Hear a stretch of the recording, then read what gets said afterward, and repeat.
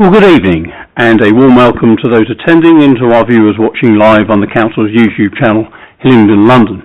I am Councillor Corthorne and I am chairing this meeting.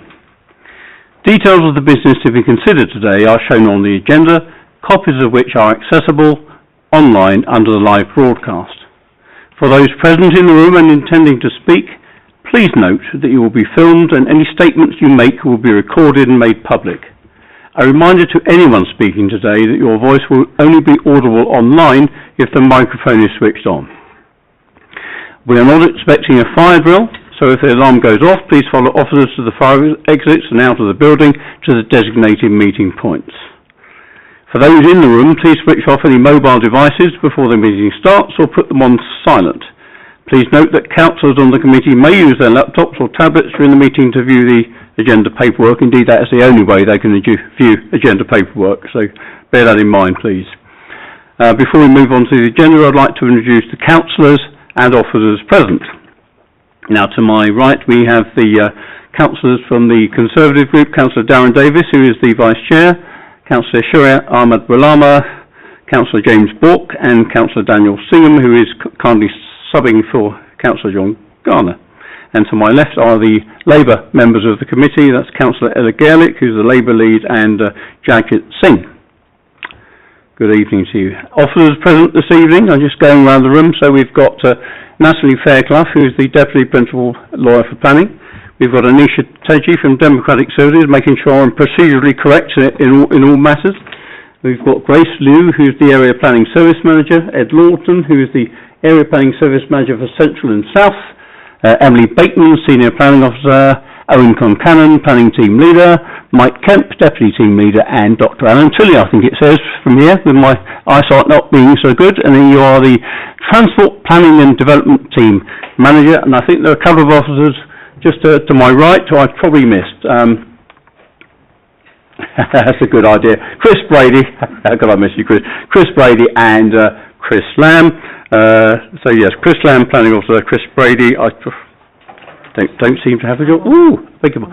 And Chris Sandu. Chris Sandu? Okay.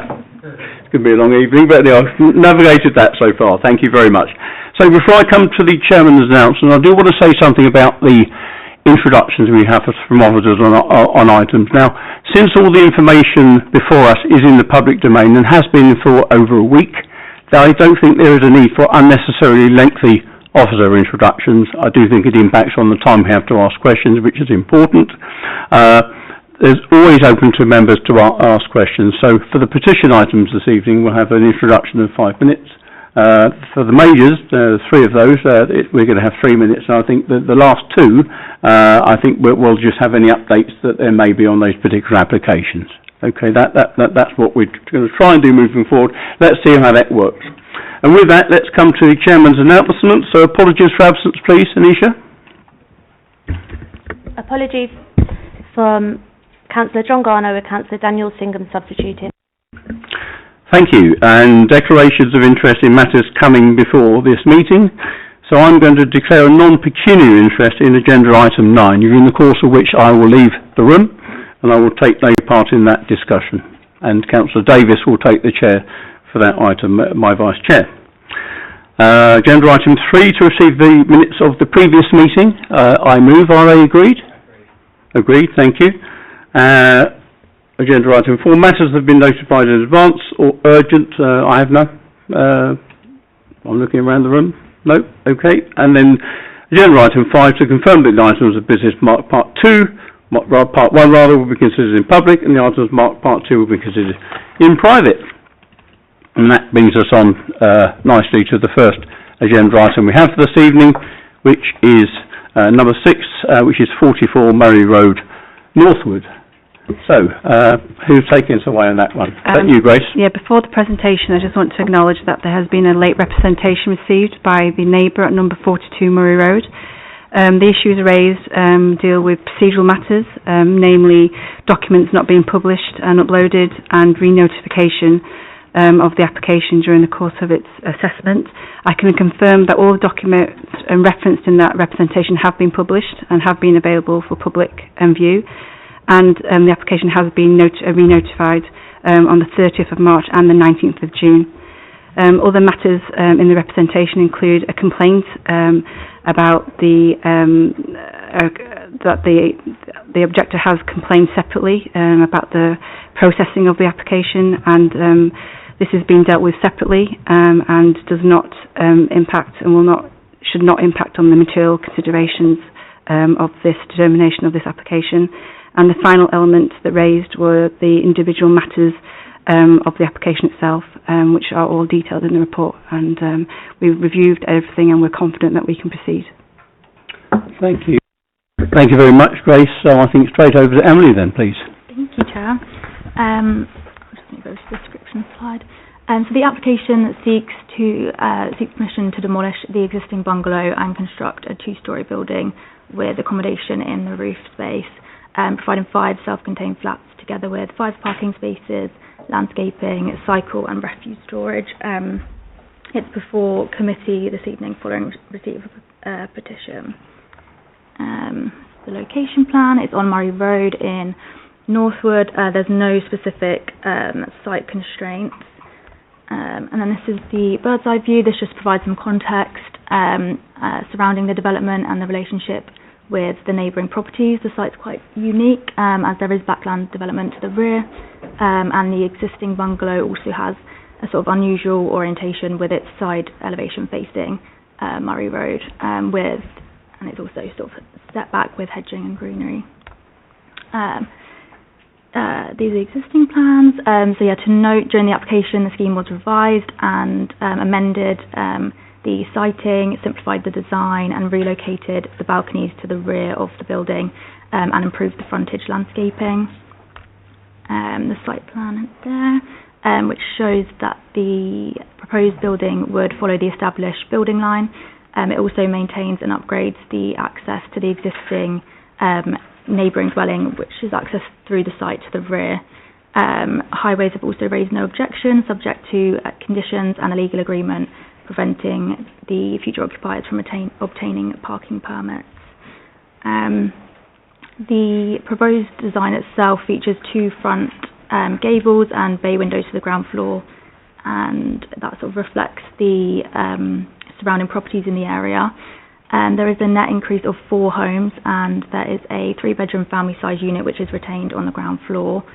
The concentration of converted flatter developments on Murray Road would also remain below the 10% threshold as set out in policy DMH4 at 8.7%. Shows the proposed street scene and site sections. The proposed building would front Murray Road as opposed to the existing where the side fronts Murray Road, and the proposed height is comparable to both neighbouring properties with gaps retained on either side which maintain the openness. And there's also a cycle store to the rear with refuse storage and landscaping as well. There's a CGI image of the front of the property and that shows sort of the appearance of the development, and just to note as well that sort of hedge and greenery will be retained. And then here's the CGI of the rear elevation where you can see the proposed balconies and the private patios on the ground floor.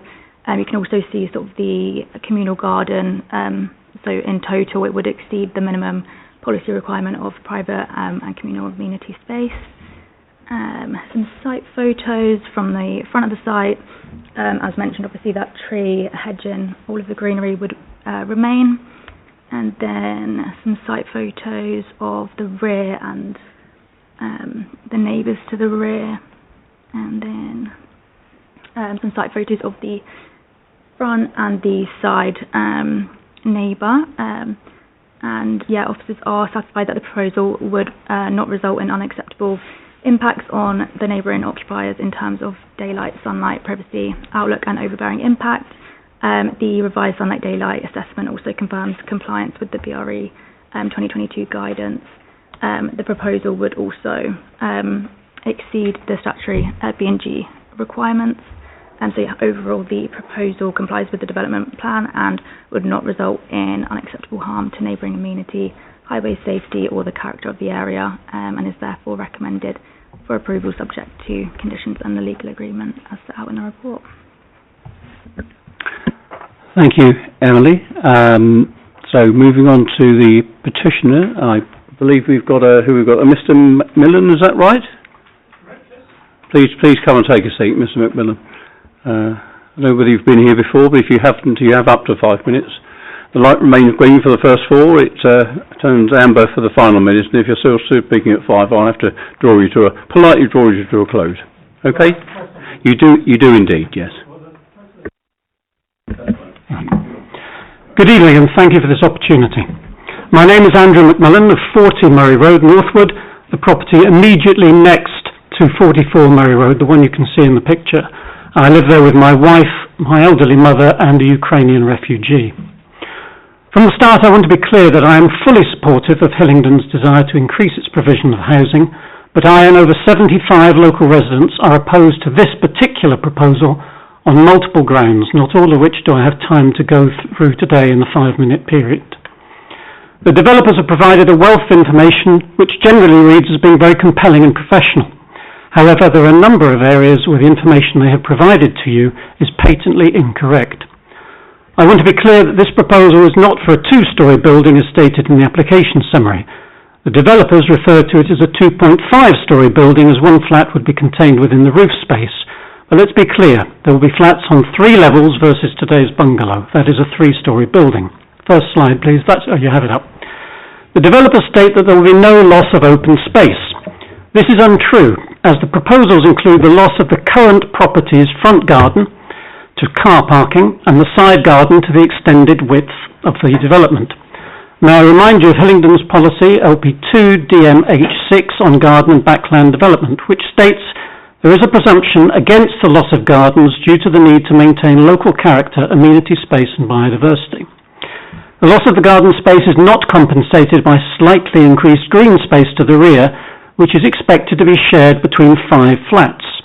Can you really imagine how the occupants of 5 flats, perhaps including several children, are going to be able to share and enjoy a small outdoor space no more than half the size of this room? My next point relates to the number of flats in the surrounding area. Next slide, please. The information provided by the developers is grossly inaccurate and misleading. A survey conducted on the 10th of July of this year of Murray Road shows in red quite how many blocks of flats have already been built and how many houses have been converted into flats. Over the years, Murray Road has changed from being a quiet street of houses with gardens to one that is now dominated by flats, with the according increasing problems of traffic, rubbish on the streets and neglect of communal areas. Next slide, please. In the pack, it is claimed that 40 Murray Road will not experience the impact of loss in daylight and sunlight. Here we see the front and rear elevations of my house. Next slide, please. However, the developers have ignored the 6 windows that directly face number 44, as can be seen here. They have conveniently disappeared from the study, despite me pointing out this omission previously. Furthermore, the on-site pre-development diversity value was calculated on the 1st of July 2024. This is out of date now, as the rewilding of the garden has been so prolific, encroaching on my property as well as the pavement, and may have resulted in a substantial increase in the site's biodiversity. I therefore question whether the development will produce a 10% increase in biodiversity as stated in the proposal versus the current baseline. I'm also surprised to find nowhere in the various reports mention of how to address the issues of subsidence already experienced at number 42 and how digging foundations so close to that property will not cause issues. With no provision for visitor parking, there is the risk of visitors blocking the access road to number 42 or adding to the parking issues we already experience on Murray Road. Time does not permit me to cover further points or go into more detail, but I will leave you with a reminder that not just I and other immediate neighbours, but 75 local residents have objected to this development, a fact that should be taken seriously by the committee, as reinforced by the comments of our MP, Mr David Simmons.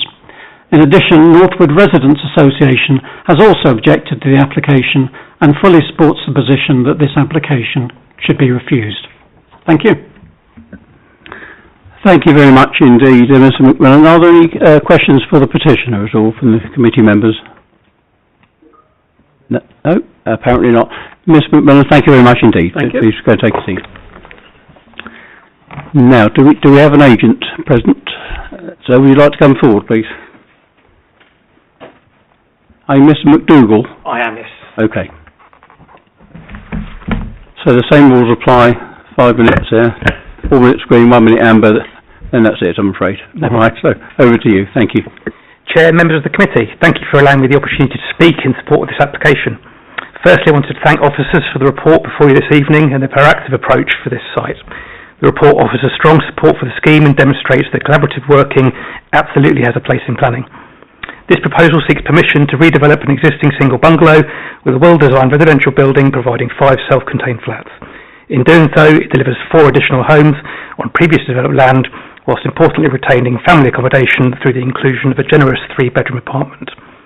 At its heart, this is exactly the type of sustainable development that national, regional and local policy seeks to encourage. Members will be aware that Hillingdon currently has around only a 2.5-year housing land supply. In these circumstances, the National Planning Policy Framework requires significant weight to be given to proposals that deliver additional housing, particularly where they do so without causing unacceptable planning harm. Importantly, however, this application is not simply supported because it provides housing. The proposal has been carefully designed to comply with the Council's own development plan. The principle of redevelopment has been fully consistent with policy DMH4. Officers have confirmed that redevelopment into flats would remain comfortably below the policy threshold of 10% for Murray Road, meaning there will be no harmful concentration of flatted developments. Furthermore, whilst one development is being replaced, the scheme retains valuable family accommodation through the 3-bedroom home, directly addressing one of the principal aims of the policy.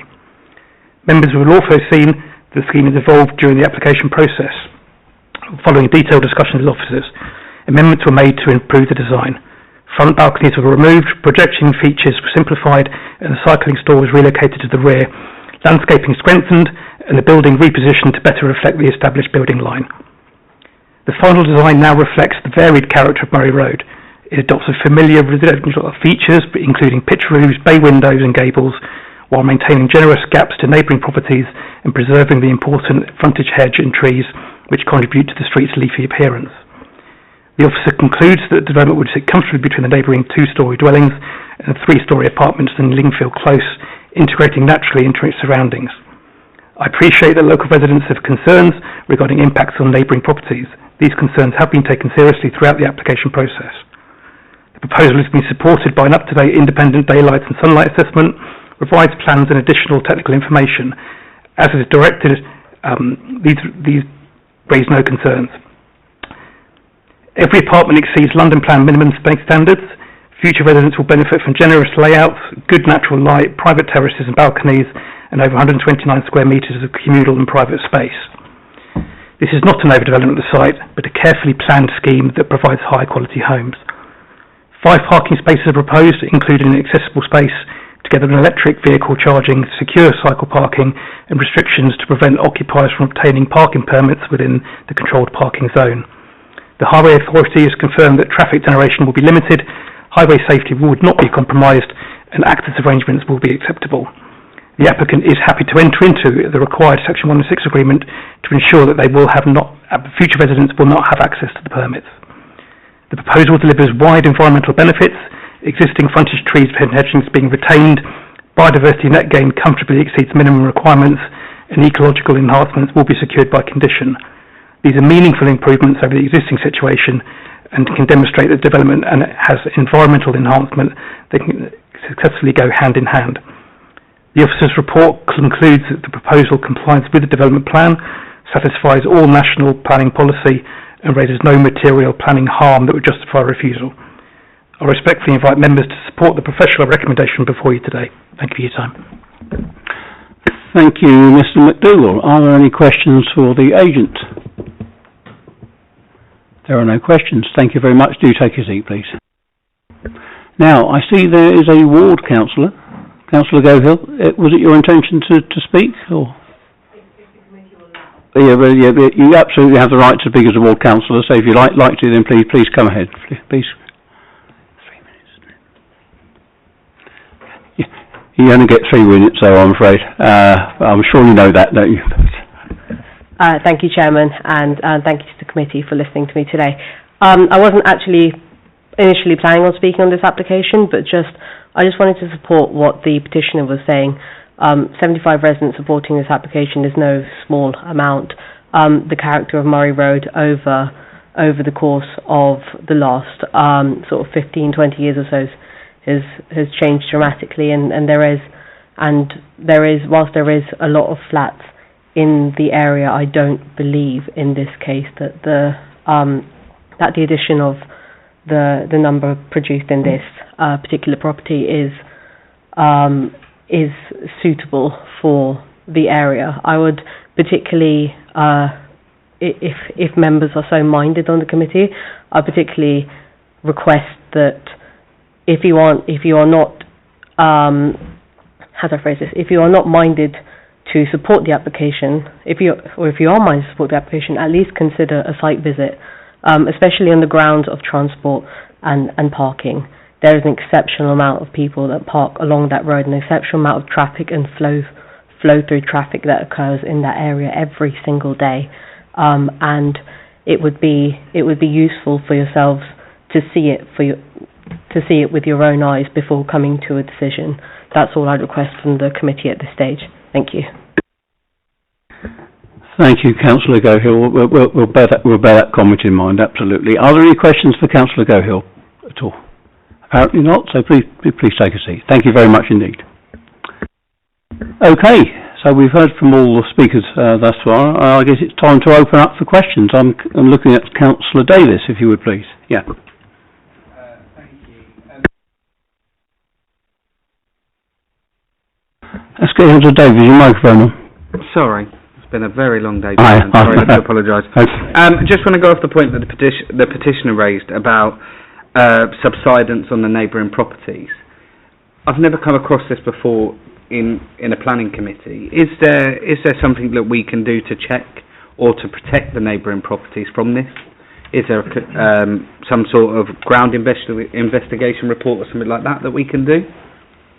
Who say, Owen, if you would please? I can come in there. In terms of subsidence, if there was a basement extension involved in the development, we would look for a basement impact assessment, and we can look at that in terms of more detail. But generally, for subsidence and structural side of things of it, it would be covered through building regulations. The neighbour at the back is quite a distance from the development itself, and the foundations associated with the development would be outside that neighbour's foundation. So we're comfortable in terms of the separation distance. It wouldn't have an impact on that, but generally building regulations will cover that. Okay, Councillor Bork. Yes. So would the officers be able to explain a little bit more about the council's assessment on the availability of parking on the road? That's come up a number of times. Owen? Yeah, I can come in here. We do. Each house has a car parking space and is in line with London Plan policies. So they are in line with the criteria of London Plan. Now, I appreciate Murray Road is quite sensitive to highway parking, and we have had that issue previously. So we have added an additional criteria of the legal agreement, which restricts any residents from joining any car parking management scheme. So that would be secured through a legal agreement. So any potential buyer of a flat would be obviously they would be buying on the basis of one car parking space and the restriction on applying for parking permits on Murray Road. Councillor Davis. Can I just come off the back of that? How long does the legal agreement stand for? The legal agreement would be in the entirety of the development, so it would be in perpetuity of the development. And is that just on Murray Road? Sorry, Chairman, through you. Is that just on Murray Road, or is that on the surrounding roads for parking permits as well? It would be on parking management schemes. Alan, do you want to come? Alan, please. Thank you very much, Chairman. It would be applicable to parking management schemes N. So they would be prohibited from applying for a parking management scheme from Parking Management Scheme N. And that operates on a number of roads surrounding the application site. Thank you, Chairman. Does that help, Councillor Davis? It does. Thank you for that. Okay. Councillor Singh, if you would. Thank you, Chair. Can I ask the officers, actually, they deliver all information, very good, actually. How many trees we removed and how many trees we planting there? Have you got the detail? Thank you. The trees would be retained on site, and so would the hedging at the front, and then landscaping secured through condition 4. Okay, Councillor Garlick. Thank you, Chair. So in the notes in the report we have information that the number 40B and 42 are diagonally to the rear of the application, and the rear of the application site has got balconies. Is there any overlooking because of this, or will they, because it's oblique angle, so I'm not sure if it's is there any overlooking. I wonder if we can just broaden that out, because the question I had to ask was, what about the impact on neighbouring dwellings, about which much has been said? And it'd be helpful for us to understand more what your assessment is and how you've come to your view. If you don't mind, Councillor Garlick, I've just thrown my bid in as well. Thank you, Chair. I'll just go back to the bird's eye view, because that's quite... which one is it? That one. Yeah, so you can see sort of diagonally is 40B, so that's the oblique angle. It's about 21 metres between the application site building and the front windows of it's sort of like the backland developments is to the rear. So it'd be more of like a angled view. The actual balconies would have obscured privacy screens to the side, so you wouldn't be able to directly look either side.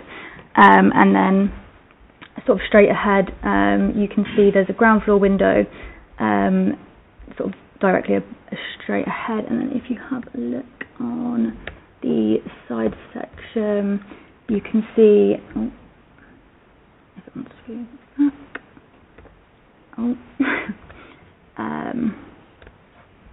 that the proposed development itself is at a lower level. I think it was figure 14 in the committee report sort of demonstrates the window at ground floor, which shows obviously that there would be sort of no direct overlooking there, and then the balconies at first floor, and then the recessed balcony in the roof, you would have an oblique angle sort of down towards it, and of the blank elevation of the neighbouring property. I'll also come in on the daylight sunlight. So we got a daylight sunlight report, and the building moved. We got it moved because we felt it was a bit too close and needed to be scaled down a bit. Oh, and can I just to clarify, when you say got it moved, this was in the revised application, presumably? It was relocated slightly. Okay. So away from the property at the back. That daylight sunlight report actually improved the daylight to the property at the that is directly behind I think it's number 42. With regards the property adjacent the site, number 40, the daylight sunlight report, VSE is vertical sky component, so that's one of the tests, and it confirms that it meets those tests. Obviously, another point that I would raise in terms of that we would consider is that the bungalow at the moment extends further into that garden than if you want to pull up the bird's eye. So that bungalow, as it stands, extends further into the garden. So in terms of the actual daylight, that will be realigned. So that back bit of the bungalow will be removed, and the aligning of the property would actually improve daylight towards the evening end of the day, because it is western facing at the back. So we're comfortable that the daylight sunlight for the neighbouring property would be acceptable too. So and then there is screening on both sides to prevent overlooking. Okay, Councillor Wallana, please. I'm sorry, I'm afraid you can't. No, it's a meeting held in public, not a public meeting, I'm afraid. I know the frustration, I've been in many times. I'm sorry. Councillor Wallana. Thank you, Chairman. How will the construction management plan protect the nearby residents from noise, dust and construction traffic during the development works? Owen? Yeah, we have secured those details by condition. So obviously it is a shared access route, so we will be thoroughly reviewing that with our highways officers and our noise officers. You know, as part of the construction management, it would be important to have construction materials in a confined space, which we will review. In terms of highways, we'll review timings of construction. It would need to comply with environmental legislation, which requires construction to take place during 8 to 6 Monday to Friday and 8 to 1 on a Saturday, and not at all on bank holidays. On that grounds, based on the information we receive post-application, you know, obviously if it doesn't meet the criteria, we will seek further information. Does that help? Oh, Councillor Warner, come back again, please. Thank you for that. If may I ask one more? It's around. Go ahead. The waste officer initially raised concerns about the lack of provision for food waste collection and the absence of a clear collection strategy. Can officers please explain how the proposed planning condition will ensure that adequate refuse, recycling, food waste arrangements are secured before the development is occupied? Okay, Emily?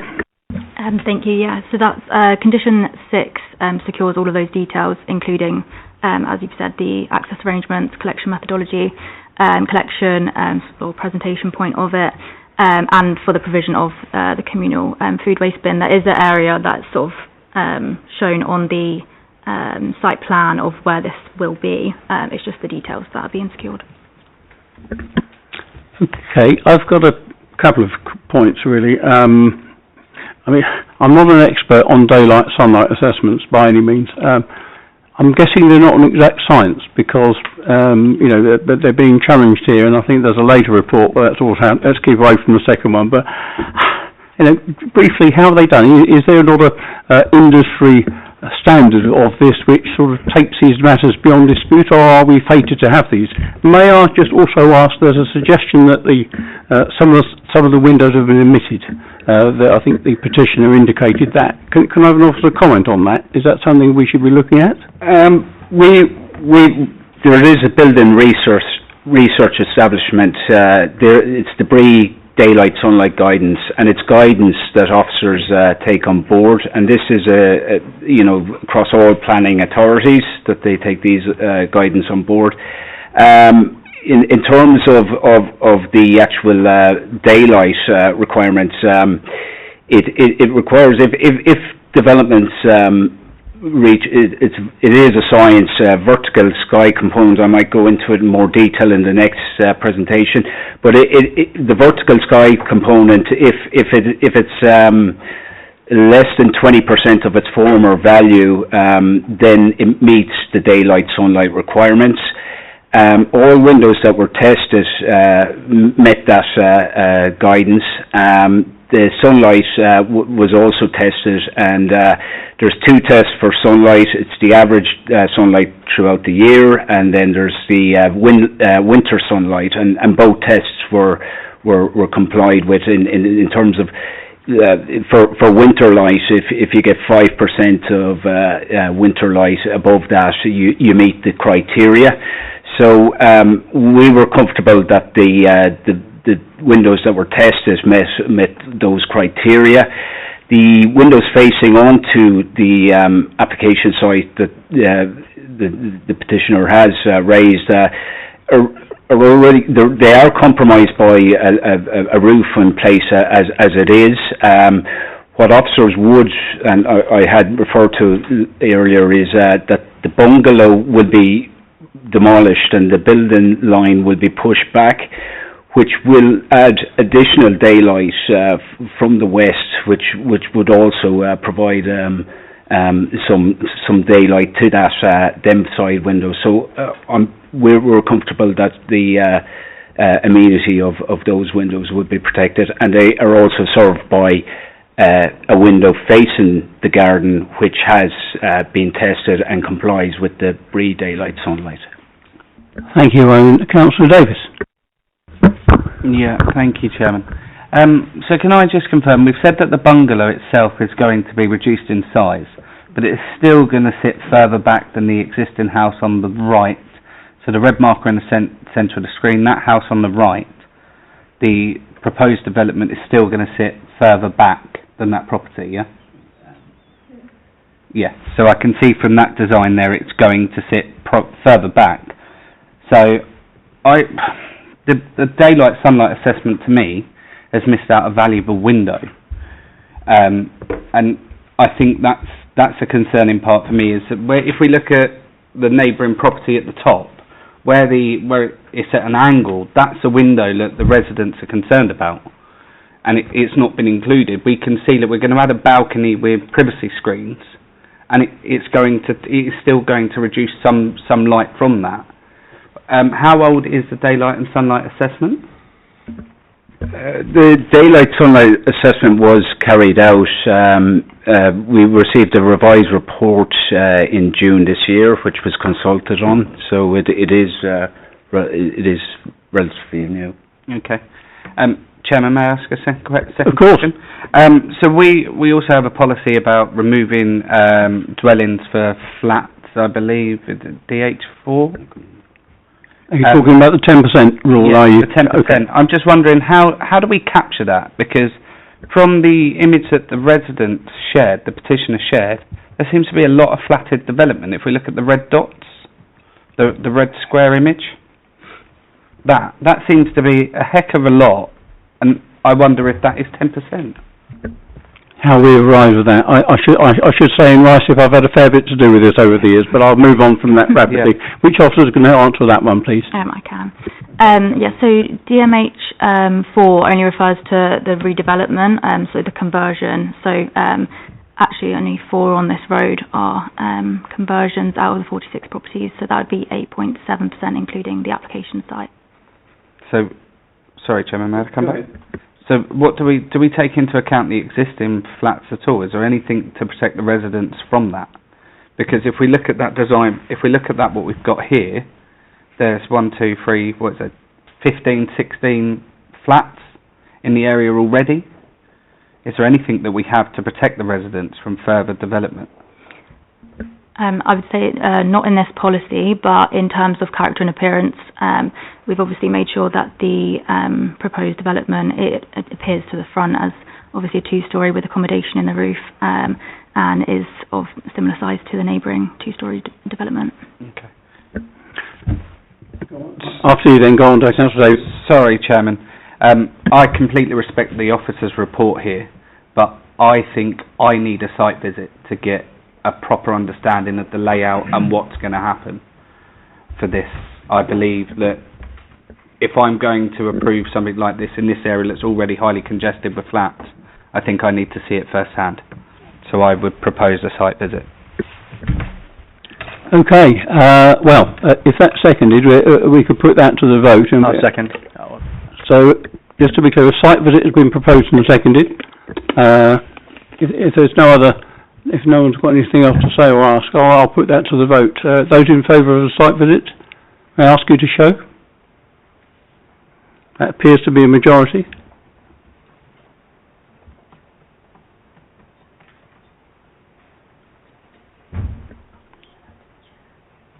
Mr. Giddy, some advice. Bear with me a second. Okay, we're going to get some legal advice on that site visit. Bear with us a moment. Let's just take a rain check for a moment. Thank you, Chairman. It was really just to clarify the reason for the site visit. Just want to note the reasons for the site visit is purely because there's not sufficient information before the planning committee this evening to make a decision. If there is, then of course you are welcome to to make that decision, but only in the absence of sufficient information should a site visit really be considered here. And of course, to ensure that consider that when the site visit does go ahead, that members are available to attend. That's a very important point, because there is a history of site visits happening with not too many members present, which does rather undermine it. And it's one thing to defer a difficult decision on a warm evening during the course of the week, to move it forward. But that's tricky. I mean, you're suggesting, Councillor Davis, that the daylight sunlight window aspect could be an aspect. I mean, if I were to add to that, perhaps just the general feel of the site in terms of development, apropos the adjacent dwellings. If I were to add something like that, I mean, how specific do we need to be in asking for a site visit? I'll come back to you on that, Natalie. Sufficient enough so that you're making, or the planning committee is making, a lawful decision. So the site visit, as you mentioned, is to ascertain the position with the daylight sunlight in respect of the property surrounding 44 Murray Road.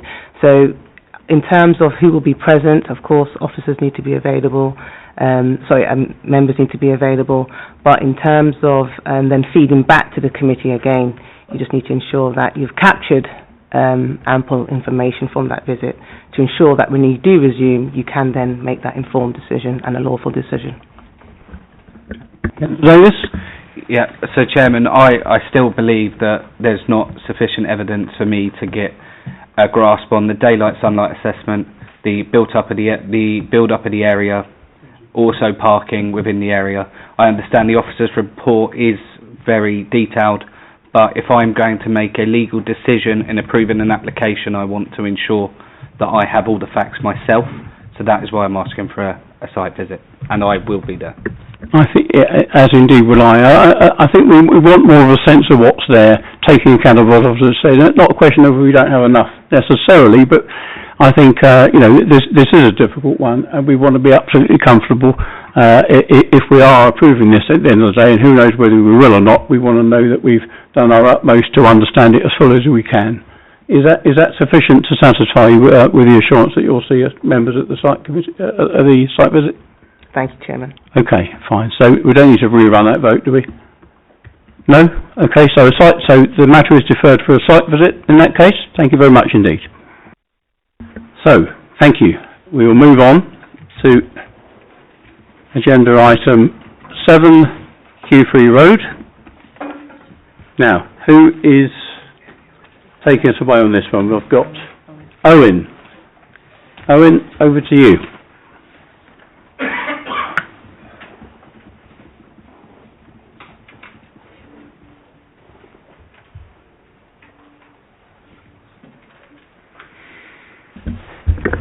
Thank you, Chair. Item 8 seeks planning permission for erection of a first floor rear extension above an existing extension. It is presented at committee due to two petitions received.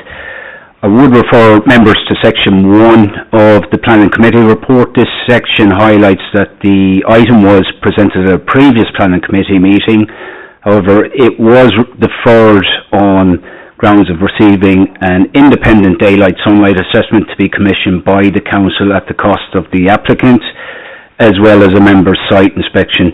Following the recent council elections, there is a new planning committee, and we're not involved in the initial deliberation on the deferred item. Officers have sought Democratic Services' view on the most appropriate way forward, and has been advised that the application should be brought back to before planning committee. So there's the description. That's the site in red, and the constraints plan. It's not within any conservation area or designated area. Here you have a bird's eye view of the site, and that's the location plan. So the shaded area, or the block plan, shows, the dark shaded area shows exactly where the first floor extension would be put in place. It's above an existing extension.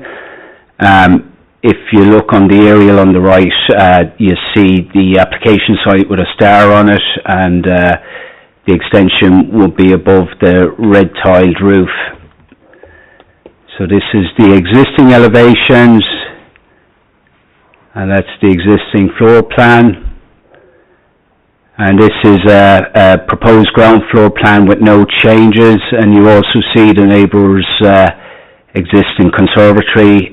We have been on site and measured up both properties. There's also been a revised set of plans which have been consulted on. And that's the proposed first floor plan.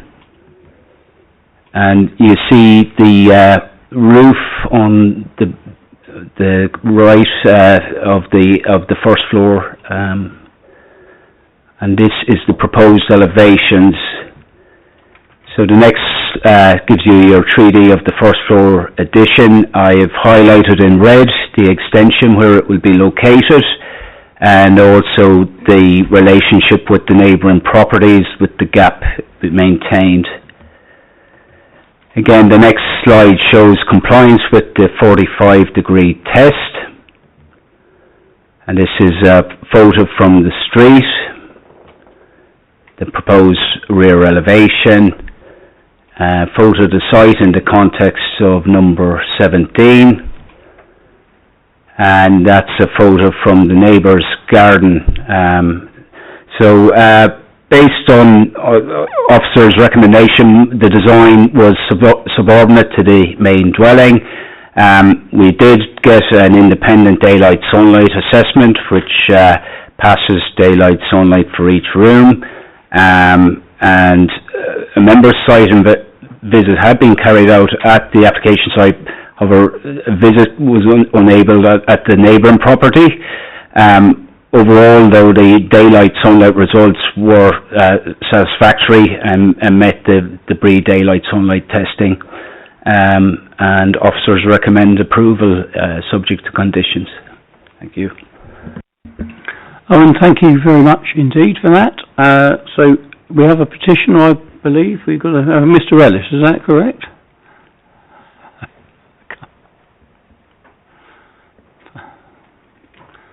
Good to see you.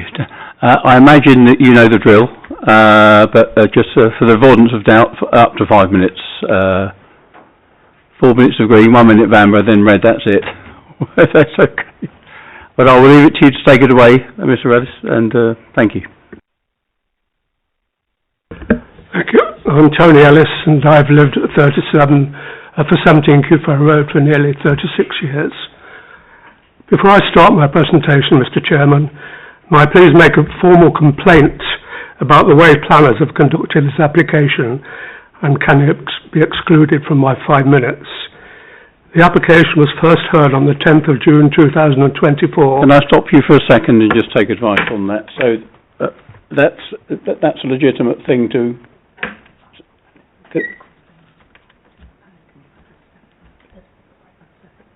It's a separate process. So it really needs to be within 5 minutes or not?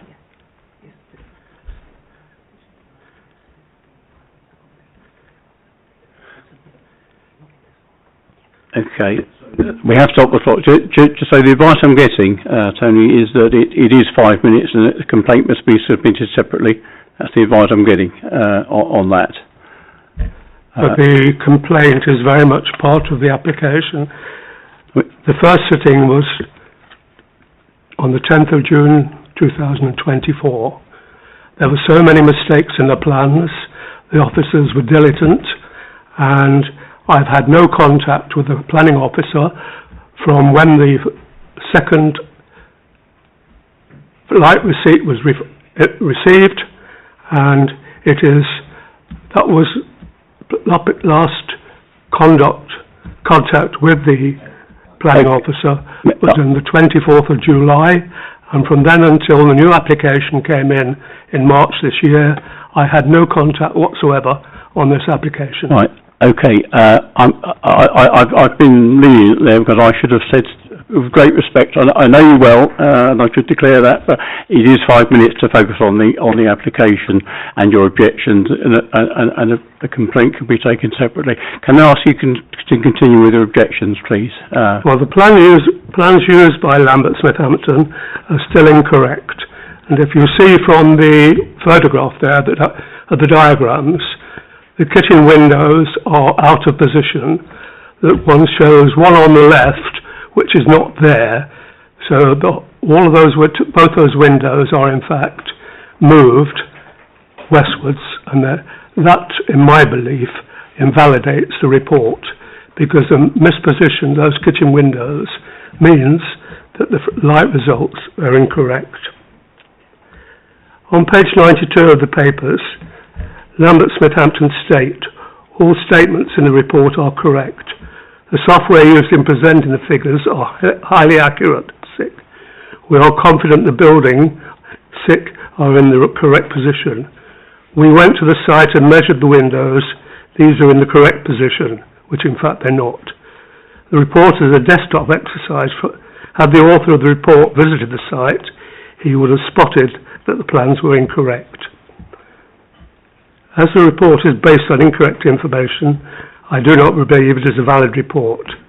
This discrepancy pointed out by me to the planning officer after the first report was received. The second report was performed and received in May 2025. I pointed again to the planning officer that the window was out of position, but he took no notice. The report itself does not allow for the differences in lighting in spring and autumn. The kitchen only receives sunlight for about 2 hours in midsummer and in spring and autumn. Could you put the photos up, please?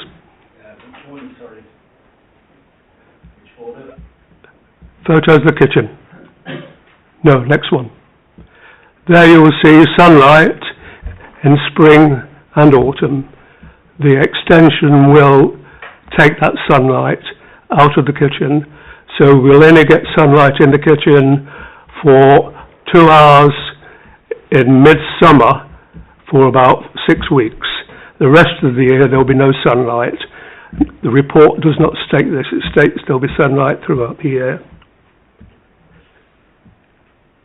The table on page 106 shows 13 hours of sunlight in the reception room. Would you put the other photograph up? No. Next one, please. No. No, sir. That is a view from the reception, and that will show where the extension will be, and that extension will blot out any winter sunlight that we get through that window.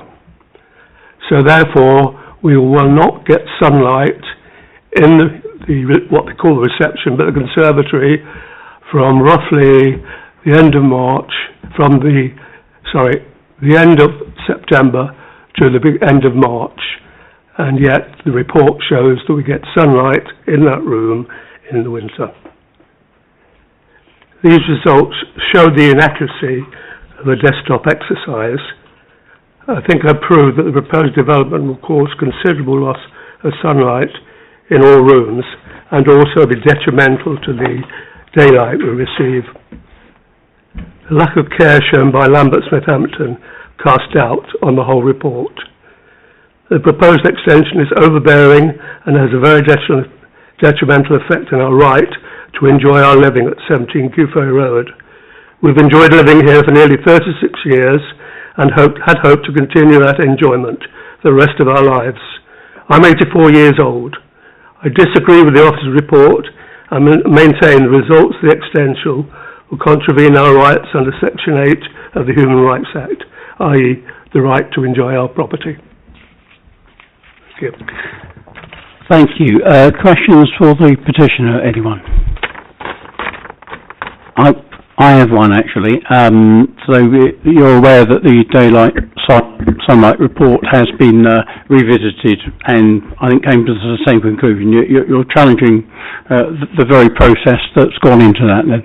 Yes, the drawings, he still presented the same drawings with the windows in the wrong position. Okay.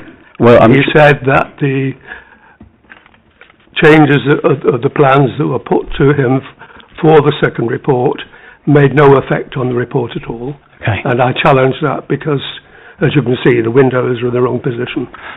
Okay, and I'm sure we'll ask Oswald about that. Any other questions for the petitioner? No? Mr. Ellis, please take a seat in that case. Thank you very much. Again, same old Councillor Gohill, is your intention to speak on this item? Okay, please come ahead. Yeah. Actually, we'll have the agent first, I beg your pardon, thank you. Is the applicant's agent here? They're not here? Okay, sorry, back up. Musical chairs, I beg your pardon, yes.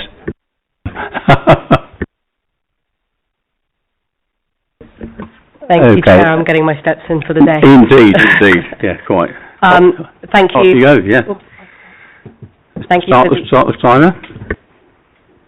Thank you to the committee for listening to me on this particular application.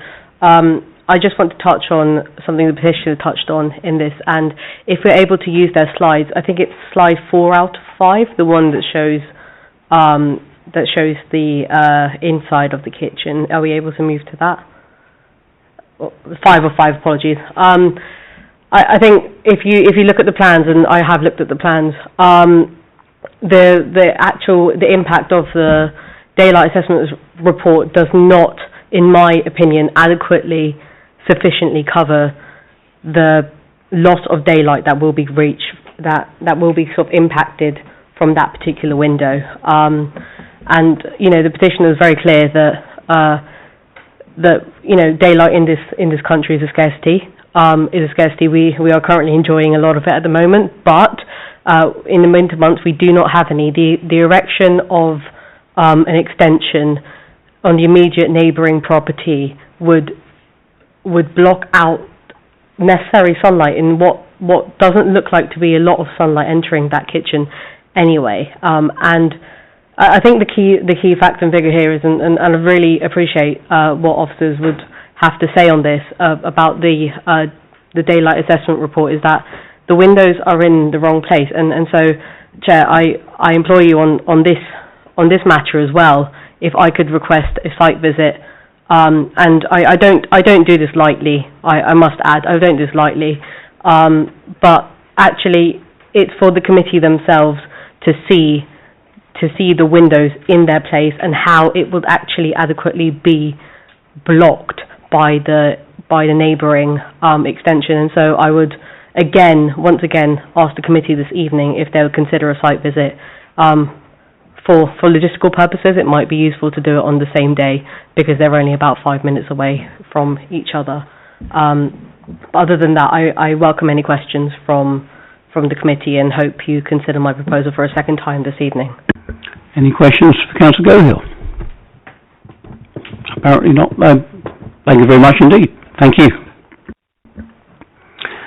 Okay, so who's going to take us away on this with questions? If not, I've got one. Oh, I beg your pardon, Councillor Singh, if you would.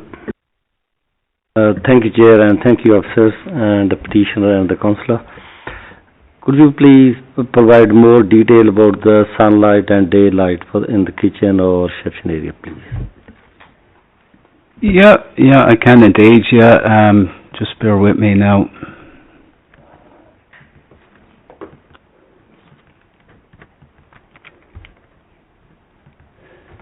Okay.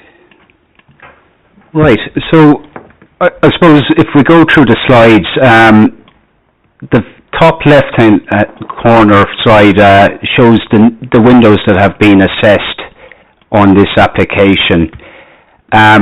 On the top right, you see the actual 3D of the application site in conjunction with the neighbours.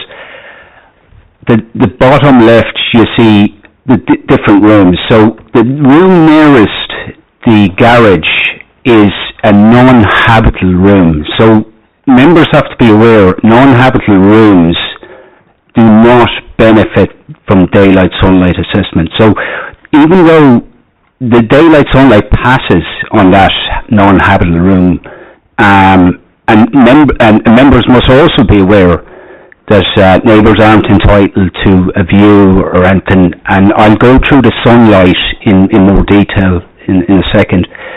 The reception room has several windows facing the garden that passes daylight sunlight, and then there's a kitchen which has two windows facing the flank wall of the application site. So already the two windows facing the application site are compromised by the existing dwelling itself. I've been to both sites. I've been to the neighbour site twice, and I've been to the application site 2 or 3 times, I think.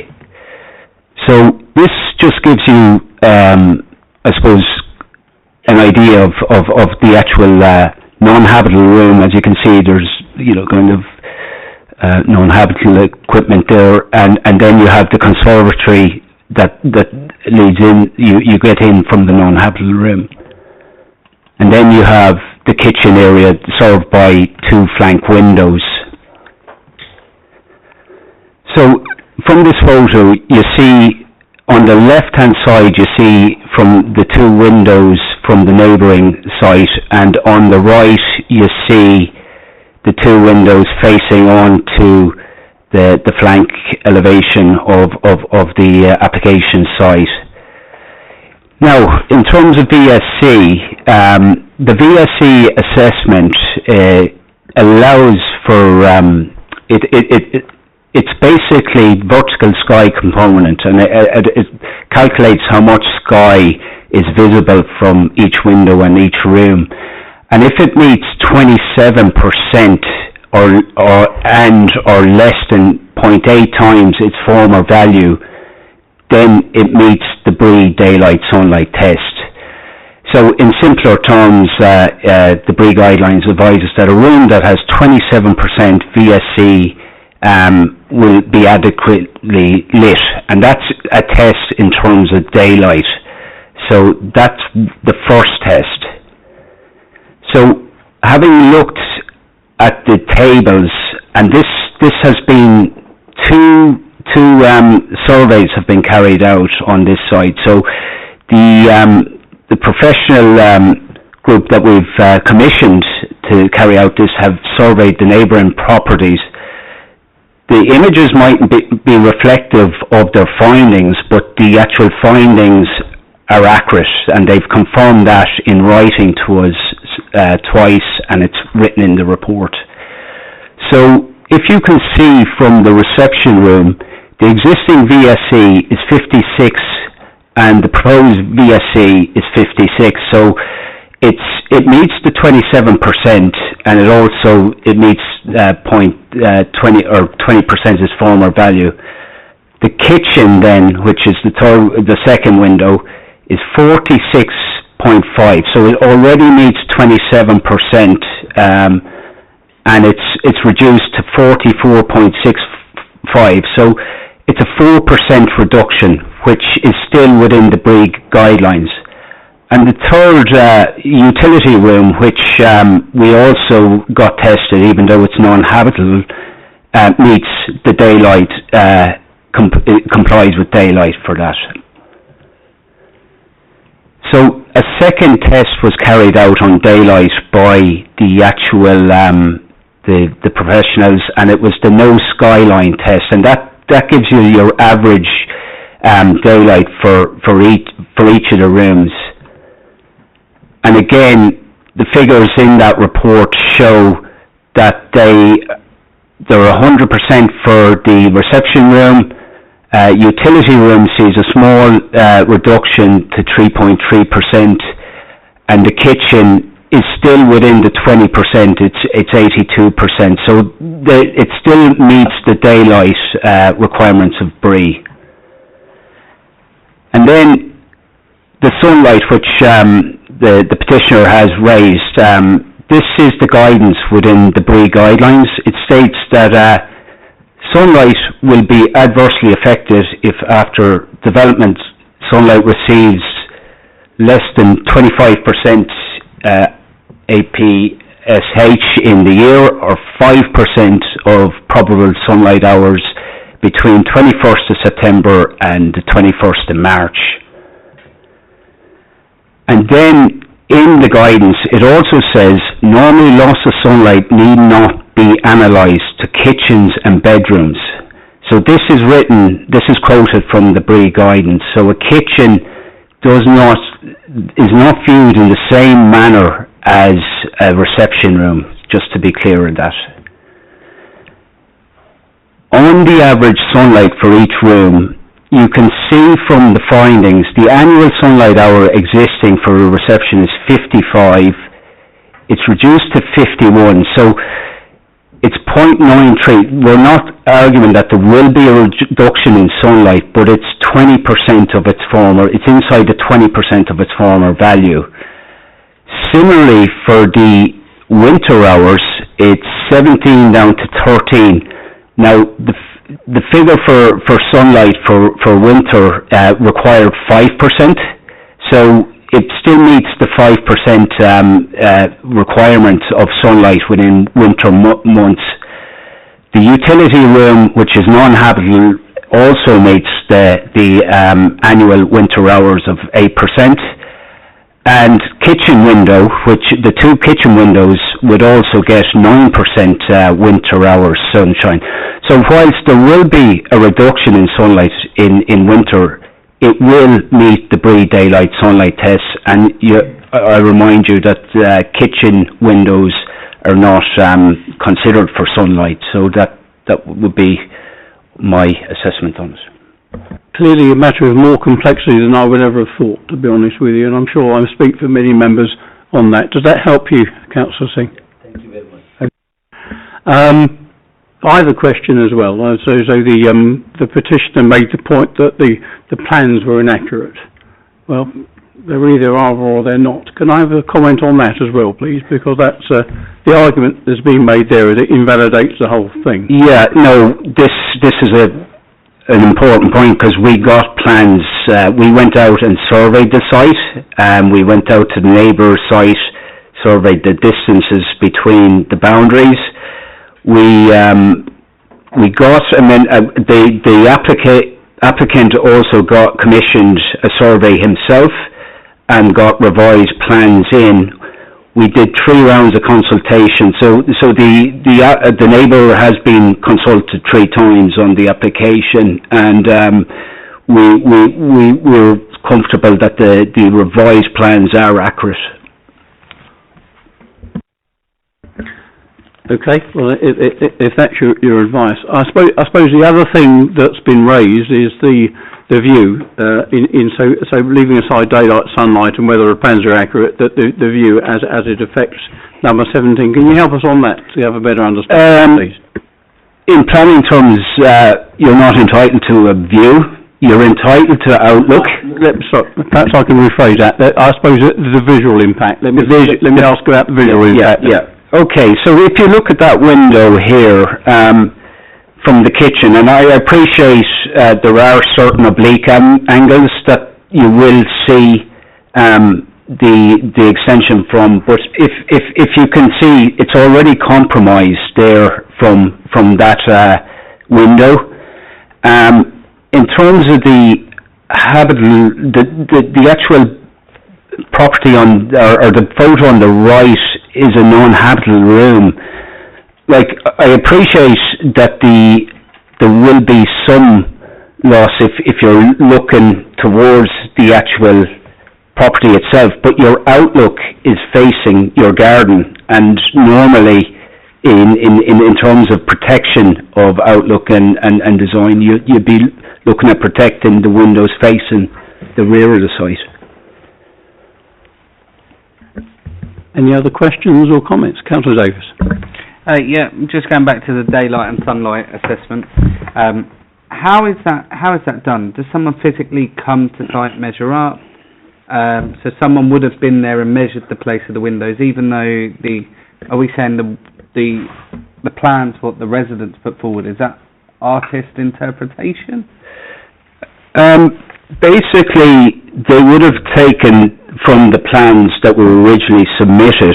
However, officers noted the petitioner's concerns and raised it with the Daylight Sunlight professionals who revisited the application site and the neighbour site and surveyed the property. Whilst the petitioner is accurate in saying that it wasn't the author of the report, but it was a surveyor, part of the professional organisation, they submit all the we get daylight reports for major applications from them assessed. So we're comfortable that a surveyor has been to the site and is a qualified surveyor to measure up, and their findings are based on them measurements, and we review their findings. We've gone into detail on that in the report. I appreciate the petitioner's concerns, but we have to look at it in terms of our pre-daylight guidance and what is and is not allowed. It's worth adding, I suppose, that the assessment is carried out by an organisation which is independent. They have no skin in the game, and they're not commissioned by the applicant. But I'm always sceptical about what we get from applicants. It's actually an independent assessment. Can I come in there? Yeah. We actually got the Daylight Sunlight report. It wasn't the applicant, so we used the company that they deal with a lot of our major application sites, and historically their reports are accurate. They're leading in the business, so we're comfortable with their findings. Well, any other Councillor Davis? Chairman, taking into account what's said here, I was really wavering on what way to go. But as kitchens can't be included, I would be really hesitant to go against officers' recommendations. I think we should go with officers' recommendations on this, especially if it was to go to an appeal. I'm pretty sure we would lose this because kitchens are not included in daylight and sunlight assessments and habitable rooms. I understand, look, it affects a resident, but we have to be guided by policy, so I'm happy to go with officers' recommendations on this. So you're moving them then? I'm moving. Okay, Councillor Ahmed Balana. I second that one. Okay, it is difficult because I have immense sympathy with the petitioner. This is a difficult set of circumstances, and these things do impact on people's lives. Whatever policy says, but of course, anything we refuse, we may actually be prepared to defend that refusal at appeal. And of course, if we do that, any ability we have at all to influence the outcome with conditions and whatever else we do is lost entirely. So this is something that's difficult. I mean, were we to have a site visit, I'm not sure what would look any different, to be honest. We've seen the facts and the figures. So I'm not sure, however we feel, were we to do it, those facts would not be changing, I fear. So we're moved and seconded. Is there any other comment? Anyone else want to speak? If not, I'll put it to the vote. It's been, the officer's recommendations have been moved and seconded. Those in favour, please. Those against? That's carried. The application is approved.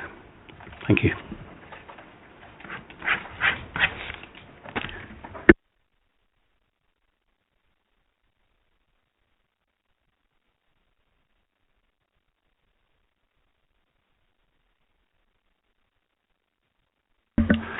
We've now got agenda item 8, which is 8 Kilnway Northwood. Please take us away on that one. Yeah, thank you, Chair. This is a conversion of a front attached garage to habitable room, a small porch extension, 2 side windows. Importantly, the retention of the garage doors of the front elevation. It's been brought forward to the Planning Committee following the receipt of a petition. Largely the petition related to the garage doors, which were initially to be removed. These are now reinstated. However, we had sought advice from Democratic Services, and they said the item still has to go to committee. So these are the location plan. So you have your existing plan there. On the left-hand side, top left, you see a vehicle parked in it. That's the garage itself. And there you have the double doors. On the top left for the garage. And this is the proposed plan. So in general, the changes relate to a room that has already been converted historically through a planning permission through a lawful cert. So it's going from a utility room to an office, and with access from the front of the site. And that's the proposed plans facing the site, or facing the street, so the garage doors are being retained. There's also a window being located on the flank of the garage, a small window to provide light, and a small porch as well, which officers are satisfied is acceptable design-wise. So here is your garage itself, and these is photos of the number 6 and 7 Kiln Way. So that's a photo of the application property in the context of 6 and 7 Kiln Way. And that's number 5 Kiln Way. I suppose the idea here is there is a uniform design with the garage doors retained.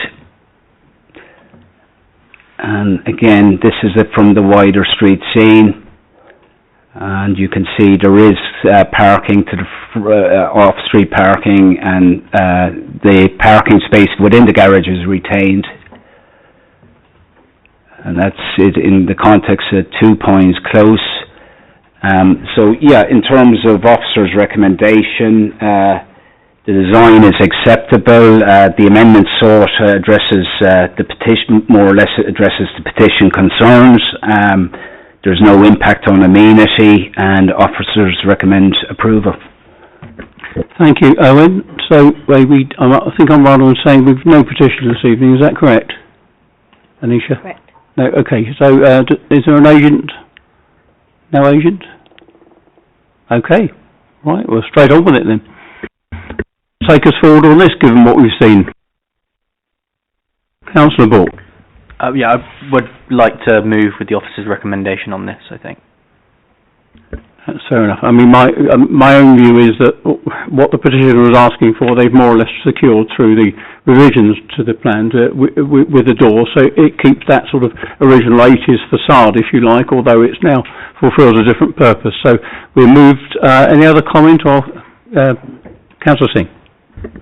Thank you, Chair. I think no any comments. I'm second. You're seconded. Okay. Any further debate, or can we put it to the vote? No? Okay, those in favour of the recommendations, please.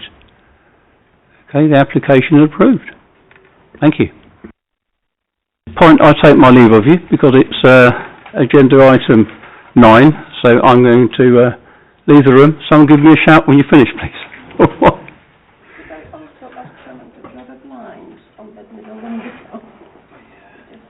Yeah. Talk about daylight sunlight. Yes, indeed. Let's move out of your way.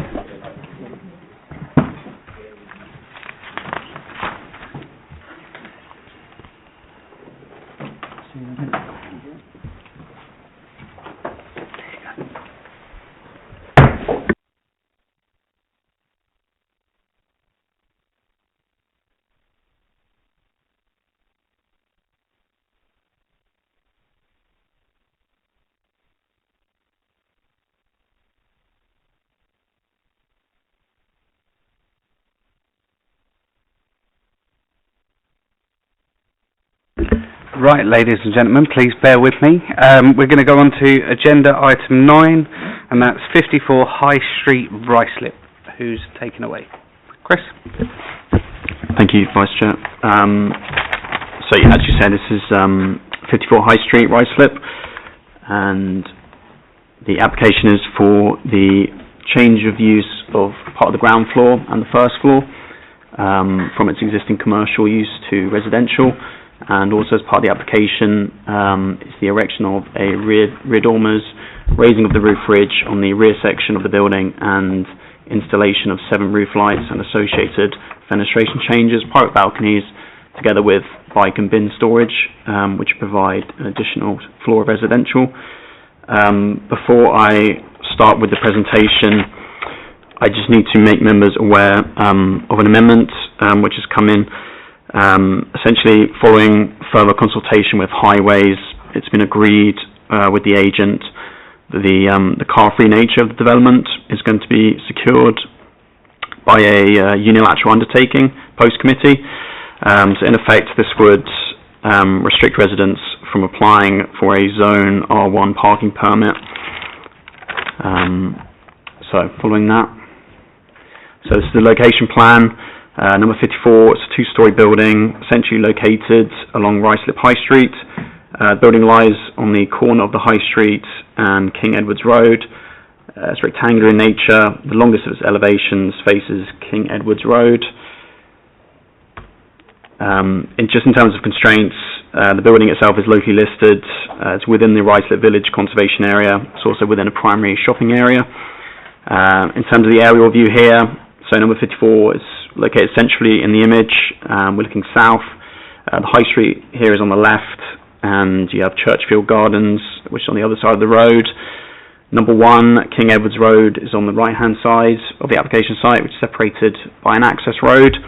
And then there's number 56A, which is a first-floor flat, which is behind the application site. So generally the area is mixed use. You have a lot of commercial use on ground floors and then residential uses above. This is just a further location plan. So here we have the existing ground floor plan. So the building itself is the former Barclays Bank. So its current use is commercial, but it's been vacant, I think, for over 2 years now.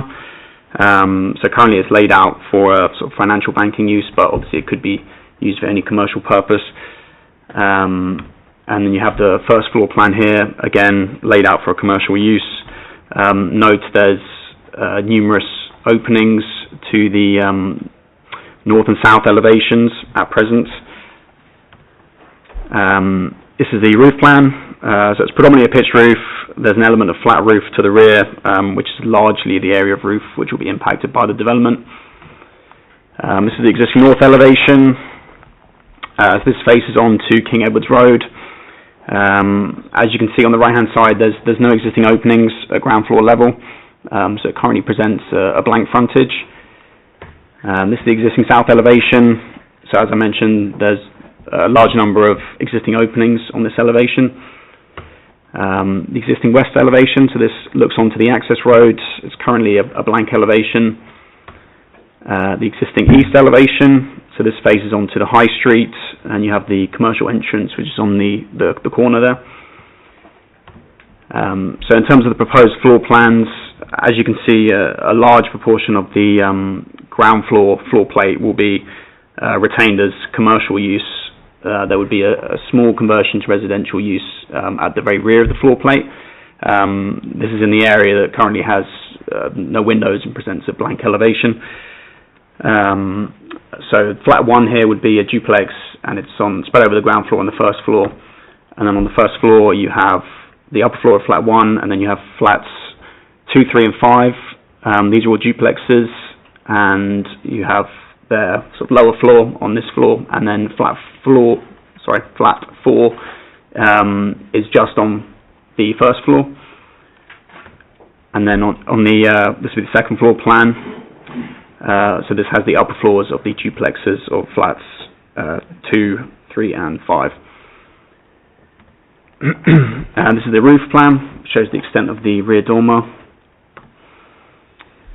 This is the proposed north elevation. So as you can see, the additional roof lights considered to be well proportioned, and you can see the additional fenestration and openings on the ground floor on the right hand side of the image. It's considered that these would provide a more engaging frontage, which would be to the benefit of the character of the area. Here you have the proposed rear elevation. So you can see that the existing openings on ground and first floor level will be retained. There's no additional openings on those levels. The only additional openings would be at second story level, which includes the dormer windows and then the inset balconies. And this is just a further image of that same elevation. This shows the full cross section of the to include the gable of the neighbour to the rear. So as you can see, the balcony and the windows of flat 5 and one of the windows of flat 3 would actually be obscured by the roof of the gable behind. This just shows the west elevation and the east elevations. On the west, you have the proposed bin stores and 2 additional windows, and the east elevation facing the high street would be unchanged. In terms of the 3D visualization, this just gives a better image of the dormer at the rear here. So as you can see, it's set down from the roof slope. It's considered to be of an appropriate size considering its rear-facing location. The massing is broken up by the balconies, which are inset into the dormers. And just run through a few images. So you have this image here is from the High Street looking down King Edward Road. This is from King Edward's Road looking across at the application site. This is looking down King Edward's Road again. As you can see from the next image here, which is just a zoomed in image, this is the area which would be for the residential use. As you can see at the moment, it doesn't provide any kind of enhancement to the high streets. You know, it's a blank frontage, so it's considered that would be acceptable in principle for this area of the floor plate to be lost from commercial to residential. Towards the rear here, you have this is looking from the access road, looking at the rear of the site. As you can see, the existing openings, these are better seen here, and this image just shows the rear of the application site in relation to that first floor flat of the neighbour behind it, number 56A, and then number 58A is on the right hand side of that gable. This is an image as seen from the rear of 56A, and this is looking outwards, southwards from 56A. As you can see, it's mainly commercial uses, and again, commercial garaging down the access road. And these are the finally just proposed renderings. As you can see, there'll be very little change from the high streets, and looking down King Edward's Road. As you can see, the windows, the glazing would enhance the character of the area, and the dormer would not be particularly visible from this street scene. So, to summarise the committee report, application is considered acceptable in principle. Overall, considered to have a neutral impact on the character of the appearance of the conservation area, acceptable in terms of its impact on neighbour amenity. Furthermore, as a car-free development to be secured by a unilateral undertaking, the proposal would raise no measurable parking or highway safety concerns. Overall, the proposal was considered acceptable in policy terms and therefore recommended for approval, subject to the conditions laid out within the committee report. Thank you. Thank you. Do we have a petition for this one? We do. Yep. Would you like to come forward? So same rule applies. So you'll get 5 minutes from the minute you start talking, and I will have to stop you when the light goes red. So it will go green, and then amber when you've got 1 minute left, and then red will stop you. Okay?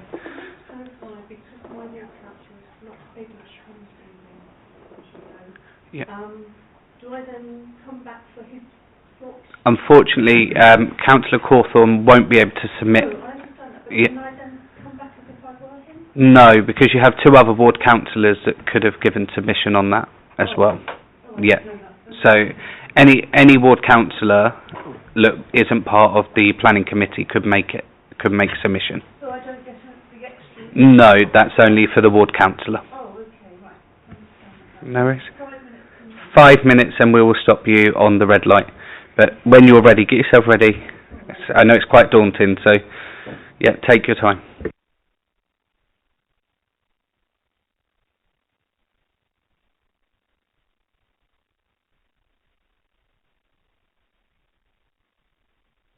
So just press the long button at the front and that will turn the mic on and you'll know, yep, there you go. Okay. Thank you very much. I live next door to 56A High Street in the top flat there. I lived there for 40 years. The plans were amended. I see actually 56A appears on the plans now, and the balcony, I think it's flat 5, has been shortened a little bit. The other thing, the plan does not show my balcony that is outside of my front door, only door to the flat, so I'd like that noted. I do not necessarily object to 54 High Street converted to living accommodation, were the building to have not to have an addition of extra rooms and balconies on the roof. My objections are: the proposed building with extra living space added to provide 5 flats on top of the existing 2-floor building is too big. It would dominate and overshadow the surrounding properties and my upstairs flat in particular. The proposed build is too close to a 56A. From the plans and photographs submitted, it is not readily apparent how very close the buildings are. Photograph number, a photograph here, yes, thank you, shows the closed area where my bedrooms are situated on the facing above the black door and on the right there. They're actually, I measured it, 4 foot 5 inches apart. I'm sorry, I don't know the metric for that. And you'll also see that all the facings on the bank side are in white because of the darkness of that area. To further demonstrate this, a person standing at the railing of the balcony on my property and the access stairs could shake hands with someone standing on the railings of 54's fire escape platform, which is in front of their back door fire escape. At this point, the 2 buildings are 7 foot 8 inches apart. Additionally, there is a proposed balcony on the roof of 54 situated directly above this fire escape door, and it's above and facing my back door and kitchen windows, and the balcony area outside my kitchen is also my outdoor living space and garden area. To illustrate this, how close it is, I'll show you the next slide. Oh, sorry, it's not that one. Nor that one. That one. There. That's from my balcony to theirs, and you could actually put your hand across and shake hands. My cat used to jump across there. So the other 3 balconies in the new roof are sited along the south face of the building, all facing towards my flat and the other flats nearby, and the whole site is very compact. I measured it, it's approximately 60 foot. It's a lot of things to cram in a small space. My bedroom windows are sited within the narrow space between the 2 buildings. There's 2 bedrooms there, and the rooms also suffer from lack of light in the winter and from the closeness of 54's wall. The additional height of the building would make the rooms even darker. I'd like to ask for any build to be faced with something lighter should it be approved. The proposed balconies in the roof are a source of overlooking noise and light nuisance, particularly the one in the main roof next to my bedroom windows, and all the balconies would add to this. Photo number 1, please. Yes, oh no. Next one. Next one. No. That one, yes. So there will be 4 of them squeezed into that bit there, and the fire escape's just on the right there. As I have said, and again not shown on the plans, upstairs balconies attached to 56A and 58A, which provides outside sitting and garden area for the flat's accessed by our only door, and there's also a garden there. We currently enjoy peace and quiet during the evenings and weekends, sitting out on our balconies and in my garden. The area is quiet and dark. Do they do a moonlight assessment, I wonder? The large house on the corner of the service road was designed with only 3 very small bathroom windows. You can see them there, 3 of them, with frosted glass in the wall facing 56A to maintain our privacy. The proposed build would interfere with that. Oh, I'm running out of time. The parking will be horrendous.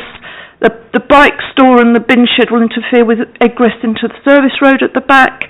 And I would ask if it were reminded to approve some mitigation, and I've completely forgotten what I was going to say, of making sure that the building materials are designed so that they minimise light, sound, and overlooking, and also that there is soundproofing put in the walls between my house and next door, including the roof area, because it would just echo through. And very quickly, very finally, I've run out of time. There we are. That's it. Thank you. Thank you very much. I have a question for you. Oh. What was that final point you were going to make? My brain's gone completely blank. Take your time. If you give me a moment. Don't worry. This isn't timed. Now I can't remember my password to get into my phone. Don't worry, take your time. Trust me, this is daunting enough, so Thank take you. your time. Yes, so the final one, why couldn't the bedrooms be moved up to the top and the living room, kitchen, dining room be moved down the bottom of the flats? Because all the noise will come out of the kitchen, dining, living rooms at the top. There's going to be party central. That was my final thing, really. Thank you. Thank you. Do we have any questions at this time? No? Thank you very much. Please take your seat.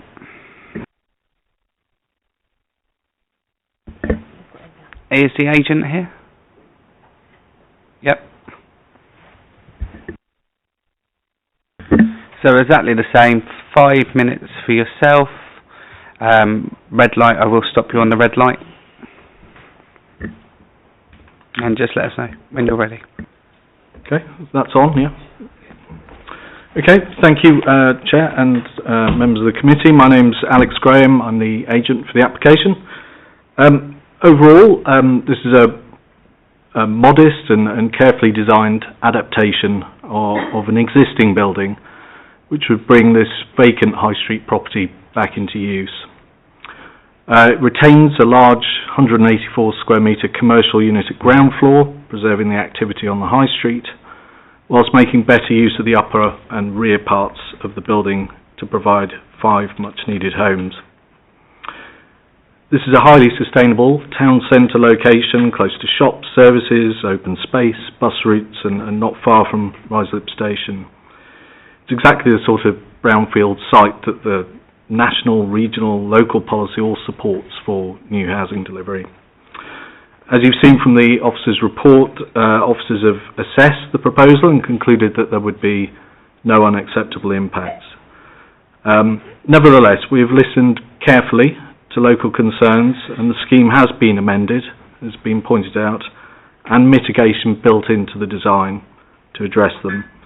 So I'll just go through 3 of the main issues briefly. So first, character and appearance. I think you've seen that the main building frontage onto King Edward's Road has been improved.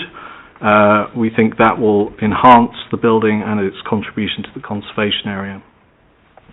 Secondly, on residential amenity and specifically on 56 and 58A that was addressed by the petitioner, the neighbouring windows are orientated away from the site. They're 90 degrees the other way, perpendicular, but additional safeguards are incorporated into the design. It may not have been entirely clear off the drawings, but we could go back to them that all of those south-facing windows that are currently clear will be obscure glazed up to half their height, preventing downward views and maintaining light and outlook for residents within them. So we felt that was a good compromise that was endorsed by our officers. The balconies are actually recessed into the roof to have screens in front of them that are also obscurely glazed, and fixed planters in front of them to stop people standing on the edges of balconies. So they're actually small but useful amenity spaces. Those are practical and enforceable mitigation measures for a town centre site such as this. It's probably worth pointing out, because it's not on the drawings, but anyone that's been there, there's a series of air conditioning units across that roof that aren't really picked up in the visuals that will be obviously removed by this. The petitioner raised the rear door, which is on the first floor. That's not being used as an entrance to the flats. That's on the King Edward's Road side. We have to retain that for fire escape, however, which I think is its function at the moment. In terms of daylight and sunlight and light to garden the spaces, the proposal fully complies with BRE guidance, which you've had lots of discussion on this evening already. And on parking and highway matters, the bin and cycle provision was just mentioned, and that's been designed to be policy compliant and is fully within the land controlled by the applicant, so it leaves the access road perfectly clear. As also mentioned, we've agreed to enter into a car-free agreement for the site. So overall, I just wanted to summarise that there are a number of benefits. There are 5 new homes. I know it doesn't sound a lot, but we have a housing need to meet. It retains a viable commercial unit, brings an empty building back into use, improves its appearance, and we believe enhances the conservation area. The technical evidence and officer assessment demonstrate that there will be no unacceptable impacts on neighbouring amenity, highways, design or heritage, and planning decisions should support practical, deliverable development which makes good use of existing buildings in sustainable locations. This application does exactly that, and I would respectfully ask members to follow the officer's recommendation. Thank you. Thank you very much. Do we have any questions? Councillor Singh. Thank you, Chair, and thank you for the information. Could you please provide more information about the refuse collection? Refuse collection? Yeah. So the waste collection? Yeah. So the bin stores are on the, I think you can just see them on the side of that image there, are located adjacent to the west elevation of the building in a fixed bin store enclosure. So they will be collected as a normal residential occupier collection. The commercial waste is also there. Currently it's not really provided anywhere except on the street or wherever they want to put it. And that's being done by a private collection as it has been historically. Thank you. Do we have any further questions for the agent? No, thank you very much. Please take a seat. Thank you. Right, so we will now open the floor for questions. Councillor Wallana. Chairman, this is going to provide much needed housing and does not give rise to unacceptable planning harm. So I therefore move with the officer recommendations for approval. Okay, thank you very much. So we are moved. Do we have any questions? Councillor Singh, you indicated? Thank you, Chair. It's no question, but I think everything's there. I'm a second. Okay. Yep. So we are moved and seconded. Any questions before I go to the vote? I would agree with both of you moving and seconding. It is much needed, so we will go to the vote at this point. So can I get a show of hands for who's in favour of officers' recommendations on this one? Thank you. So that one's approved.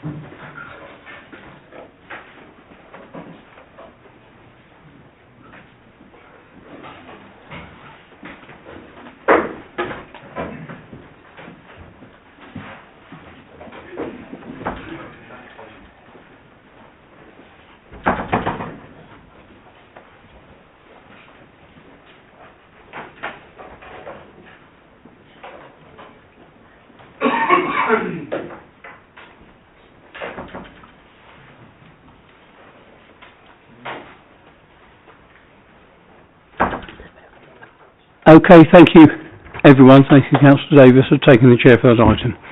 So we move on to agenda item 10, which is the first of 3 major applications, and this is 3 Riverside Way, Uxbridge. Who is taking us away on this one then? Mike. It's Mike. Go ahead, Mike. Thank you, Chair. So the application is at the Premier Inn site, number 3 Riverside Way in Uxbridge.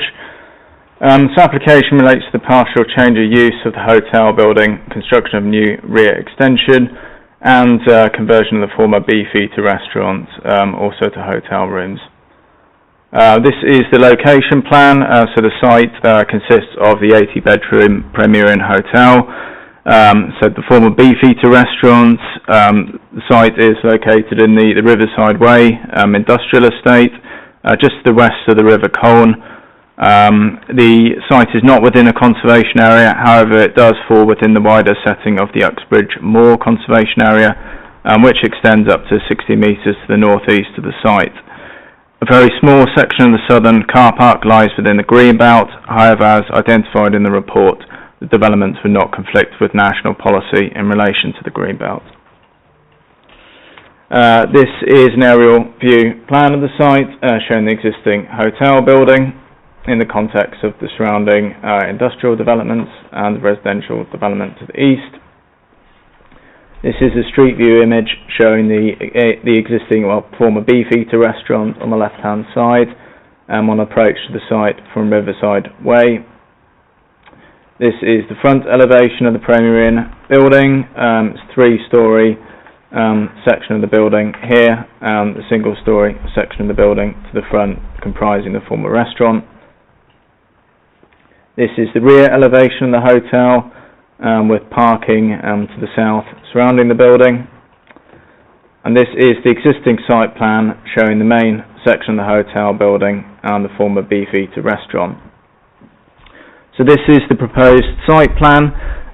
So a three-storey extension is proposed to the south of the central wing of the hotel building.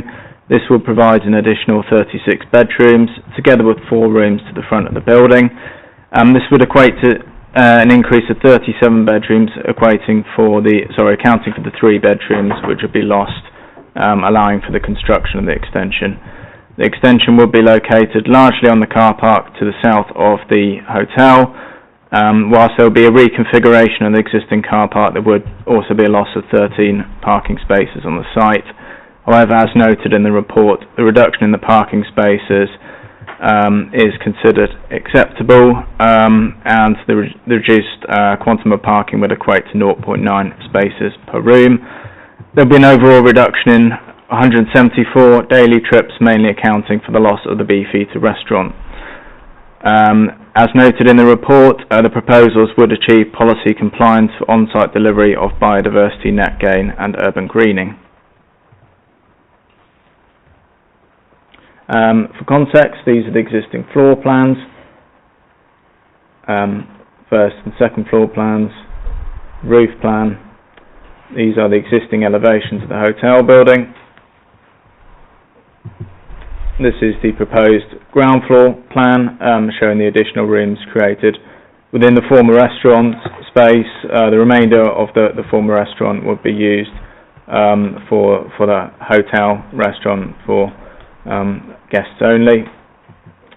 This is the proposed ground floor plan, showing the extension to the south of the building, the first floor plan and the second floor plan. And this is the roof plan.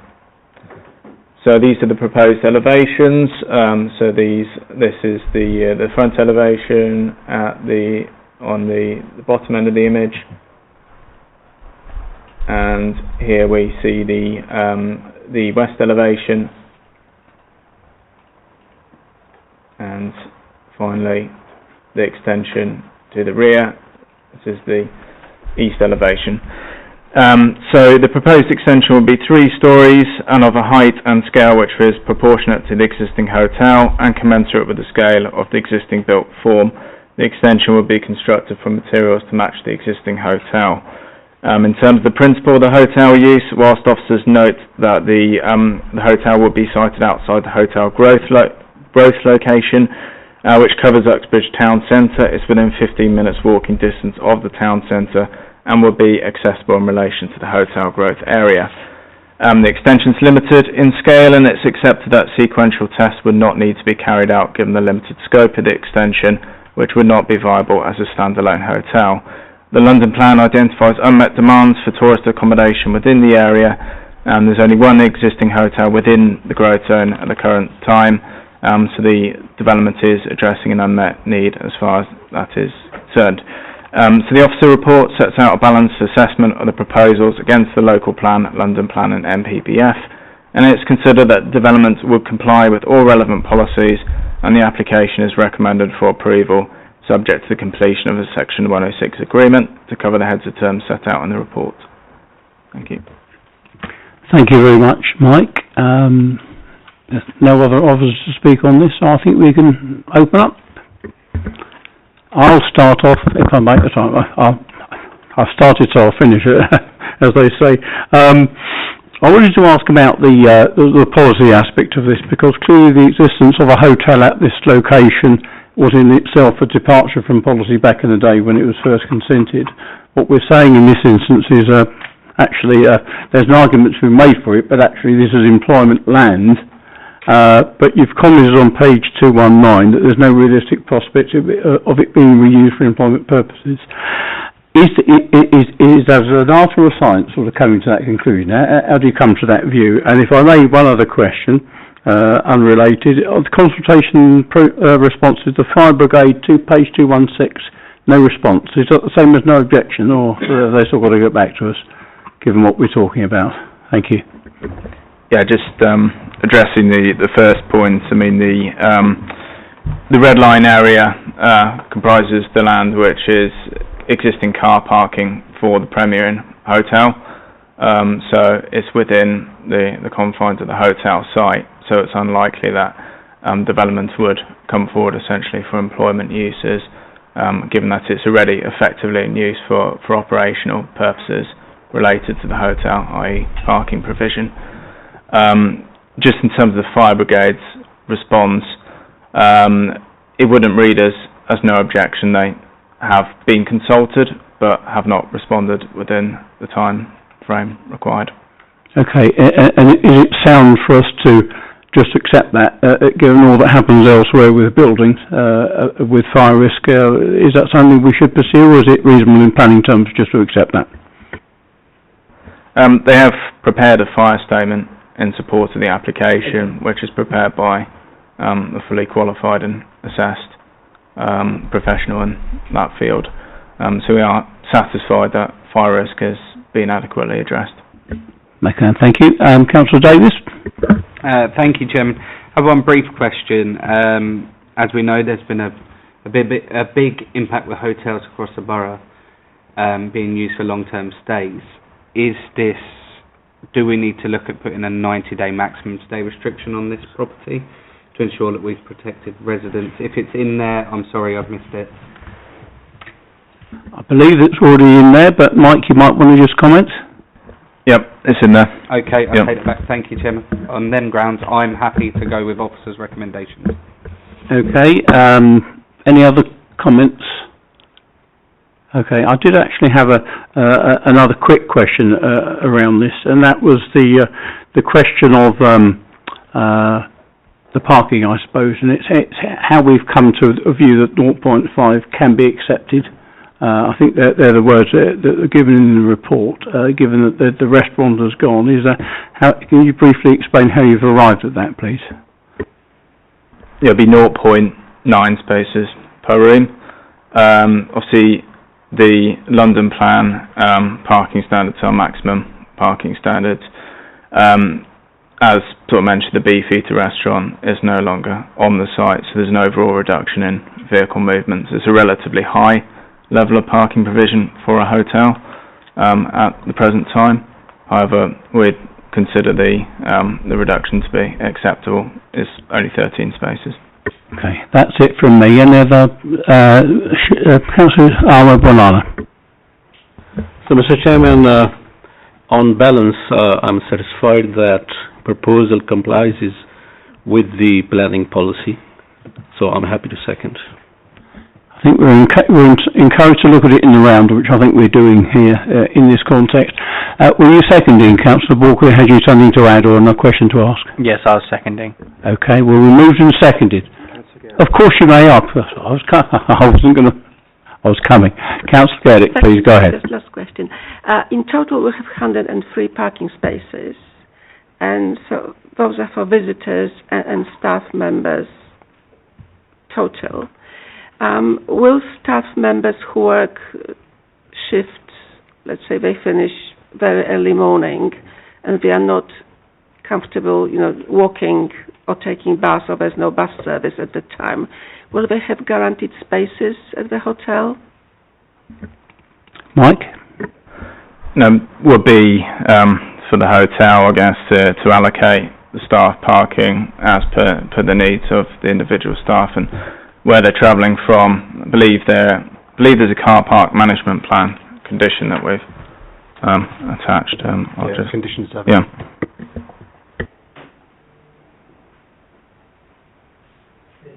Are you happy with that, Councillor Gaelic? Okay. Any other comments?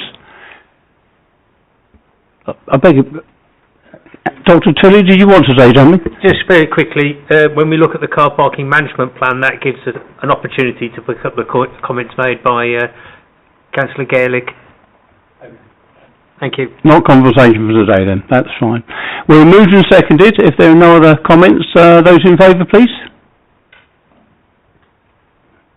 And those against? None against. Okay, that application is approved.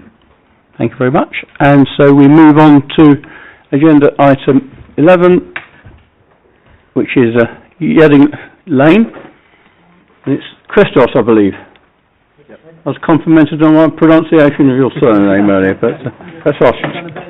Chrysanthou. Okay. Christos, over to you, please. Thank you, Chair. So the application site is 266278 Yedding Lane.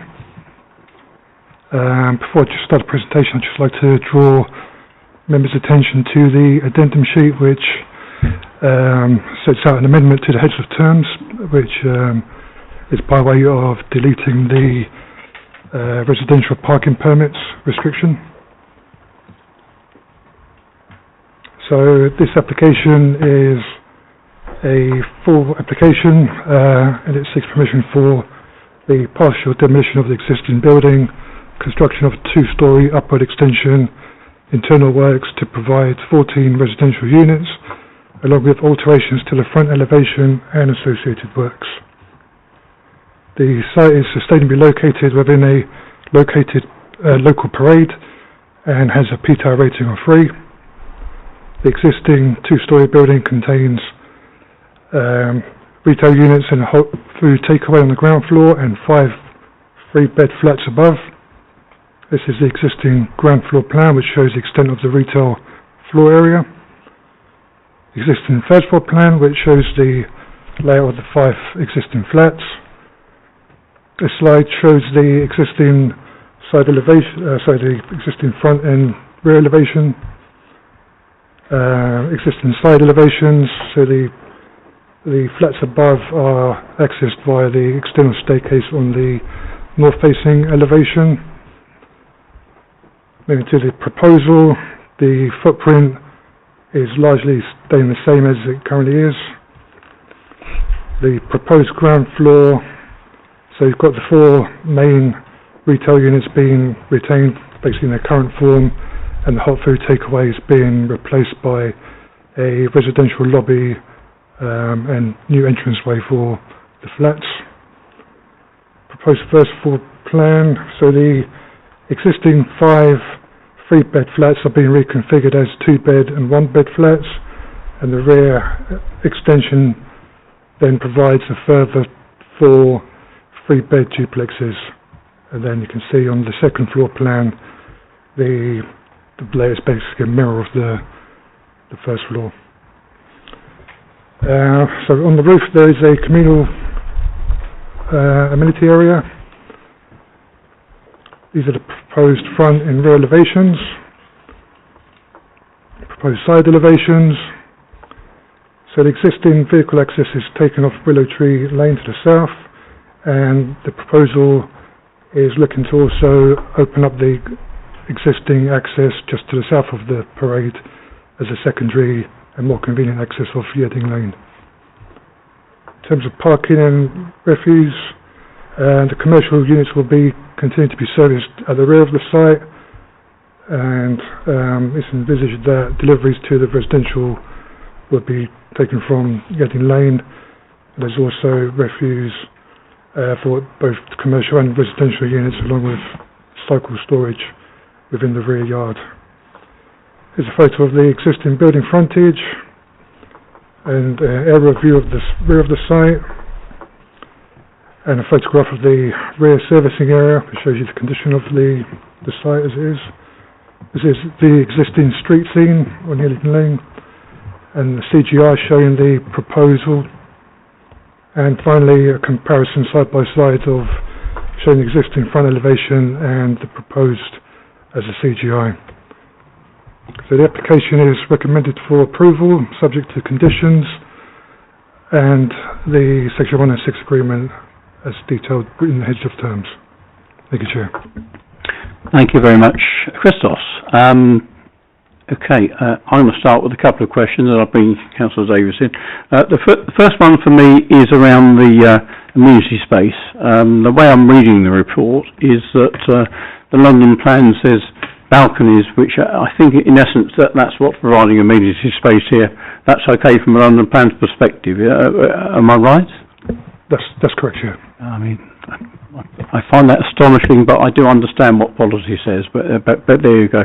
And of course, the tilted balance comes into play very much here. So we'd have to have a pretty substantial other policy objection not to consent to this, given where we are with land supply. Would that be fair? That's a fair assumption, and the uplift in residential units is a key public benefit to the scheme. Okay. Which weighs in the balance. Okay. Certainly. Thank you. Other questions? Councillor Davis? Yeah, thank you, Chairman.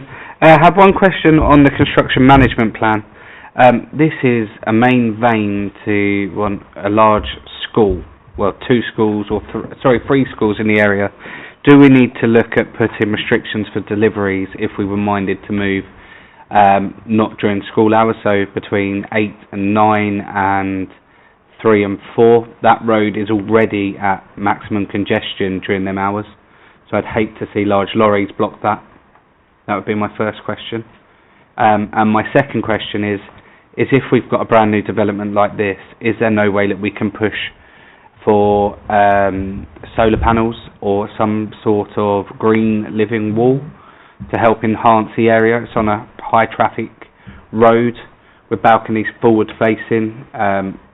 Something to help the environment while we've got the opportunity to. Okay, you okay with those, Christos? Yep, I'll take those questions in reverse order. So in terms of the energy and sustainability, there was a statement submitted with the application which demonstrates a 64.9 rounded up CO2 reduction, and that's following the implementation of energy efficiency measures, which includes green roofs, air source heat pumps, solar panels, and mechanically ventilated with heat recovery. The London plan target is 35%. However, as it's a major development, there is a requirement for it to be zero carbon. So within the Section 106 agreement, and along with Condition 19, we've asked for a new updated energy strategy to demonstrate how the zero carbon would be met, and if it can't be met on site, then it would be subject to a contribution. And then in terms of the sorry, apologies. I'll take the second point. The construction management plan. Yeah, I can take the second point, Chair. Yeah, so the condition 18, there is some wording within that condition which does refer to construction vehicles accessing the site during peak hours. However, should members feel that we need to strengthen that condition by saying construction vehicles and delivery vehicles, then we would be happy to add that.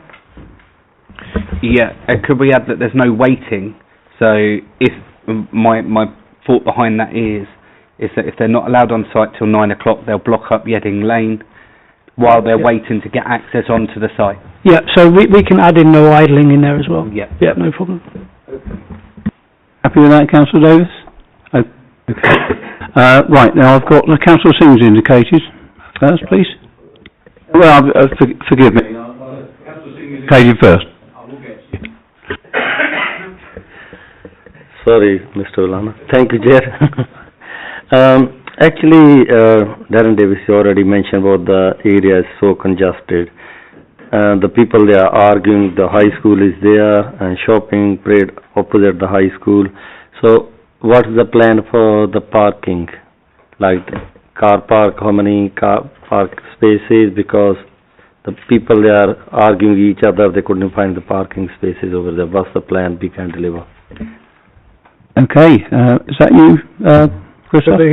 So the development is car-free, with the exception of 2 disabled parking bays which are provided for the residents. Otherwise, the parking arrangement is as existing. So there wouldn't be any envisaged increased parking demand. So, sorry, thank you. Have any plan surrounding area on the road we have to put parking permit or something like that? It's so easy for the residents, easy for the shopkeepers. So we looked into this, and there is no parking management scheme within the vicinity of the site. That's it. Thank you. I get where you're coming from, but I think we know where policy takes us on this. Councillor Bolana, please. Thank you, Chairman. Given the concerns raised by the residents regarding scale, height and extent of the additional floors, can please officers explain why they are satisfied that the proposal will not appear overly dominant and harmful to the character of Yarding Lane Parade, please? Who's taking that one then? That would be me, Chair. Chris? I think this image pretty much tells the story of the state of the existing buildings down there. So whilst we agree that there's an increase in terms of the building height, the massing is actually broken up through the roof form. So you'll note that there are various pitches along the roof. There would be an element of change to it. You can see that there's a much greater, much taller building within the distance. That's actually a little bit closer than is pictured on the CGI. The CGI doesn't actually, it's not a measured plan, it's just an illustrative plan. I think if we've got an image, Christos, of the entire frontage of the parade, the existing buildings themselves are in pretty poor state. In order to improve the facades along there does need to be a viable scheme that comes forward. The viability in this scheme is effectively the residential units. So whilst, yes, there would be certainly a change to the street scene, officers do consider it to be a positive influence rather than a negative. Thank you, Chair. Okay, Councillor Bolana. Right, okay. I've got Councillor Gaelic indicating. Thank you, Chair. So I noticed in the report that using GLA Child's Yield Calculator, the proposed development is likely to house 5.4 children. This location is in air quality management area, which means that the pollution is already quite high. Are we happy with those balconies facing the high road and, you know, the little ones breathing dirty air, which is harmful even, you know, in bigger degree to the growing population rather to the adults?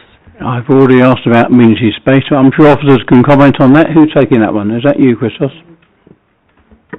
Yeah, thank you for the question. I should have added in the presentation on the first floor plan as well, there is a dedicated play space area just sort of tucked away behind the front section of the building, so that will provide one space where children can...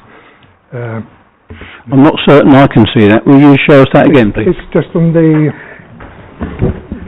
corner there, so it's marked by the yellow. That's it. Okay. Does that help, Councillor Gaelic, to an extent anyway, or not? I just wanted to say, did we do any assessment if the air pollution is, you know, less polluted air on the back of a building than in the front? Well, we didn't undertake an assessment as such as that. We did consult with the air quality officer on the scheme, and they didn't raise an objection to the development. Ed, you want to come in? Yeah, just quickly. Large parts of the borough are actually in the air quality management area, so we have to be reasonable in terms of determining applications. So it would be unreasonable of us to say that children weren't able to live in such an area, because it does cover a large part of the borough.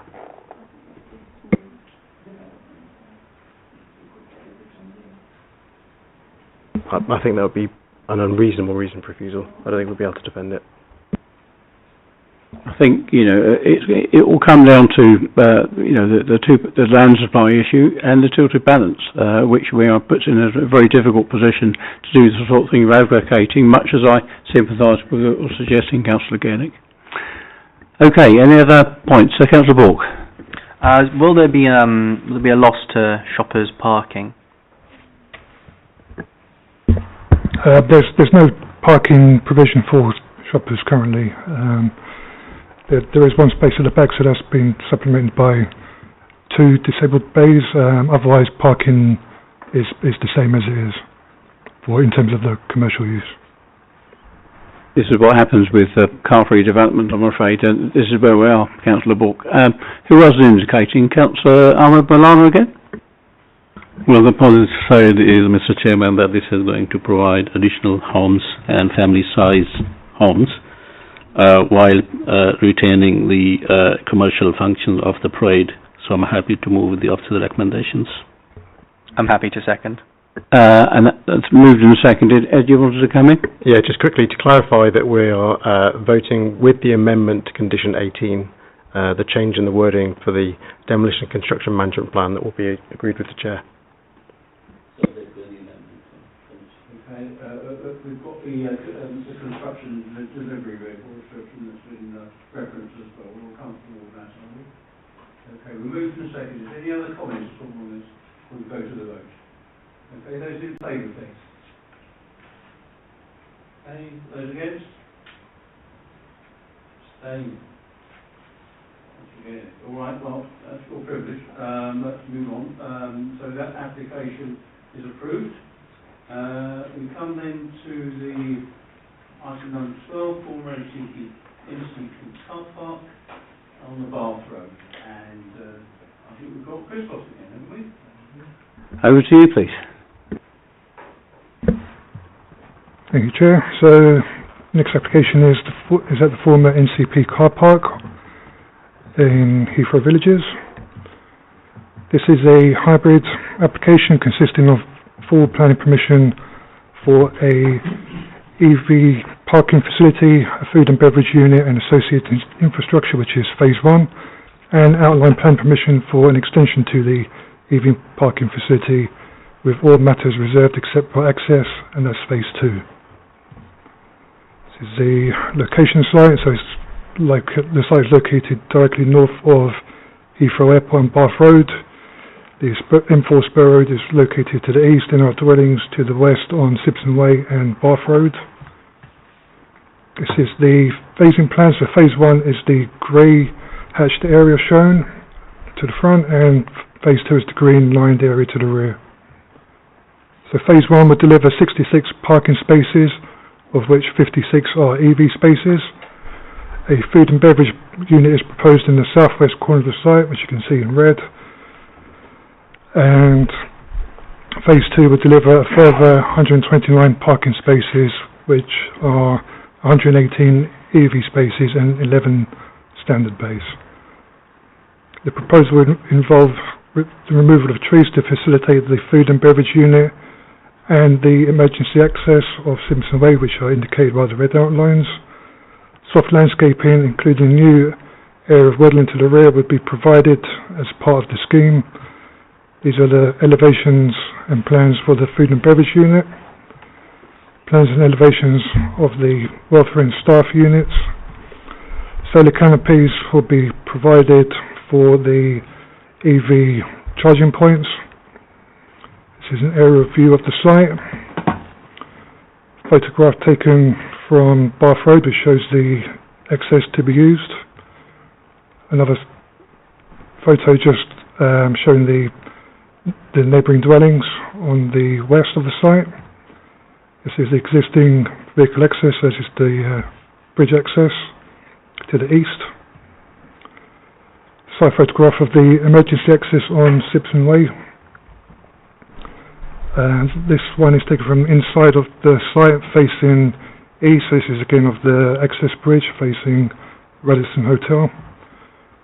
This one is taken from the southwest corner facing north, which shows the western boundary to residential dwellings and the condition of the car park. Another shot of the car park in general terms and the existing welfare facilities which will be removed. And another photo of the car park again facing south, and another one from the east of the site facing south. And finally, this is a CGI area review which shows the extent of development across both phases and also shows the scale and proportion of the surrounding built form. The application is recommended for approval subject to conditions, and the Section 106 legal agreement with the heads of terms detailed in the committee report. Thank you, Chair. Thank you very much. Councillor, is that Ahmad Malana indicating? Councillor Ahmad Malana. You're on, or Councillor Davis are on for a minute. I warmly welcome this application and move with the officer recommendations for approval. Okay, anyone else? Any other comments? I have a couple. Councillor Singh, you've indicated. Thank you, Chair. You know, the Section 106 money, are we spending there for development on surrounding area or somewhere else? So there's a air quality contribution which will be spent on measures directly related to the development itself, and also there is a healthy streets contribution which is going to be put forward to improve pedestrian facilities between the site and West Drayton, so directly connected to the development, yes. Thank you. Thank you, Chair. So I'm quite happy to second the officer recommendation. I've got a couple of very quick questions, if the committee will indulge me, because just briefly then, the Heathrow Villages Conservation Area Advisory Panel raised some concerns about noise and dust. Can I just understand how that's to be managed? And also the use of permeable surfacing in the car park, is that all of it, part of it? Not if it's only part of it, on what basis are we going with that? So the details of the paving would be secured through the landscaping condition, which is at condition 7. And noise levels have also been restricted by condition in accordance with guidance that we received from the Council's noise specialist, and that's covered in condition 19. And in terms of control of dust and emissions, we've also conditioned that at condition 14 to ensure that that's kept to a minimum. And that's also covered in the Demolition and Construction Management Plan at condition 12. Okay. Right, we moved and seconded. Any other speakers? Okay, we'll go to the vote then. Those in favour? Okay, that's unanimous. The application is approved. Thank you. Right, go straight on then to agenda item number 13, which is actually an LVH application, which is why it's before us this evening. Otherwise, a tiny wet room in Harefield would probably not warrant our attention, but to be correct procedurally, it should be reported to us. So who's going to explain this one, Bruce? Yeah, this is basically a replacement storage building with a side extension. It's like for like with a small increase in height. I'll just show you the plans here. So that's the site location. So the store is on the top of the screen there, and that's the existing elevations, and that is exactly what it's going to be, a wet room to serve residents of the borough, and no objections received, no additional comments. Officers recommend approval. And of course, policy does support the sort of development which enables accessible housing. Yes. For people with disabilities. So, thank you very much. Are you taking us away on this one then? Councillor Davis. Thank you, Chairman. I don't think we need vast discussion on this one. It's helping a resident of our borough. It's one of our properties. We're promoting and helping someone live their life at home. So I'm happy to go with officers' recommendations. Okay. So we moved and seconded. Any other comments? No? Okay. Those in favour, please show. And that looks like that's unanimous as well. Thank you very much indeed. That application is duly approved, and we come then to our final application of the evening, which is the Hayes Hawks BMX track, where I spent a fair amount of time when I was mayor last year, but their plans to do this floodlighting were not mentioned, may I hasten to add, but so now that we'll hear about it now from who's explaining this one? This is Chris, is it? Go ahead, Chris. I have some purpose this evening, Chairman. Item 14 in the last item is Hayes BMX track. The proposal consists of new floodlighting to the perimeter of the existing BMX track. Here is the location plan, the lighting spill plan. It consists of some columns to be placed around the outer edge, simply to allow the BMX track to be utilised later on into the evening, but certainly across the winter months where it's frequently darker. There are no objections to the proposals, and they recommend for approval. Thank you, Chair. Thank you very much, Chris. So who wants to speak? Councillor Davis? Yeah, Chairman. I have one brief question on did we do an environmental impact? I believe there's bats and some endangered animals on there. My device has died, so I can't find it in the report. So a very quick answer on that would be great. Yes, Chairman, we have done an ecological report. I can tell you the outcomes of that were that there were no additional bat surveys or other wildlife surveys to be required. That whilst there is some significant ecology within that area, the lighting glare plan was not considered to endanger any of those species. As such, there is no additional work recommended. Thank you, Chair. Thank you. I have a quick question too about any implications of the longer operating hours in the winter in terms of the local area. Anything we need to be aware of on that at all? No, Chairman. If you're referring to a neighbour amenity, the nearest properties are well in excess of 100 metres from this track. And the site, from what I remember, has got quite a considerable amount of parking. I suppose it more or less consumes its own smoke in that regard, does it? Correct, sir. Okay, thank you. That's fine.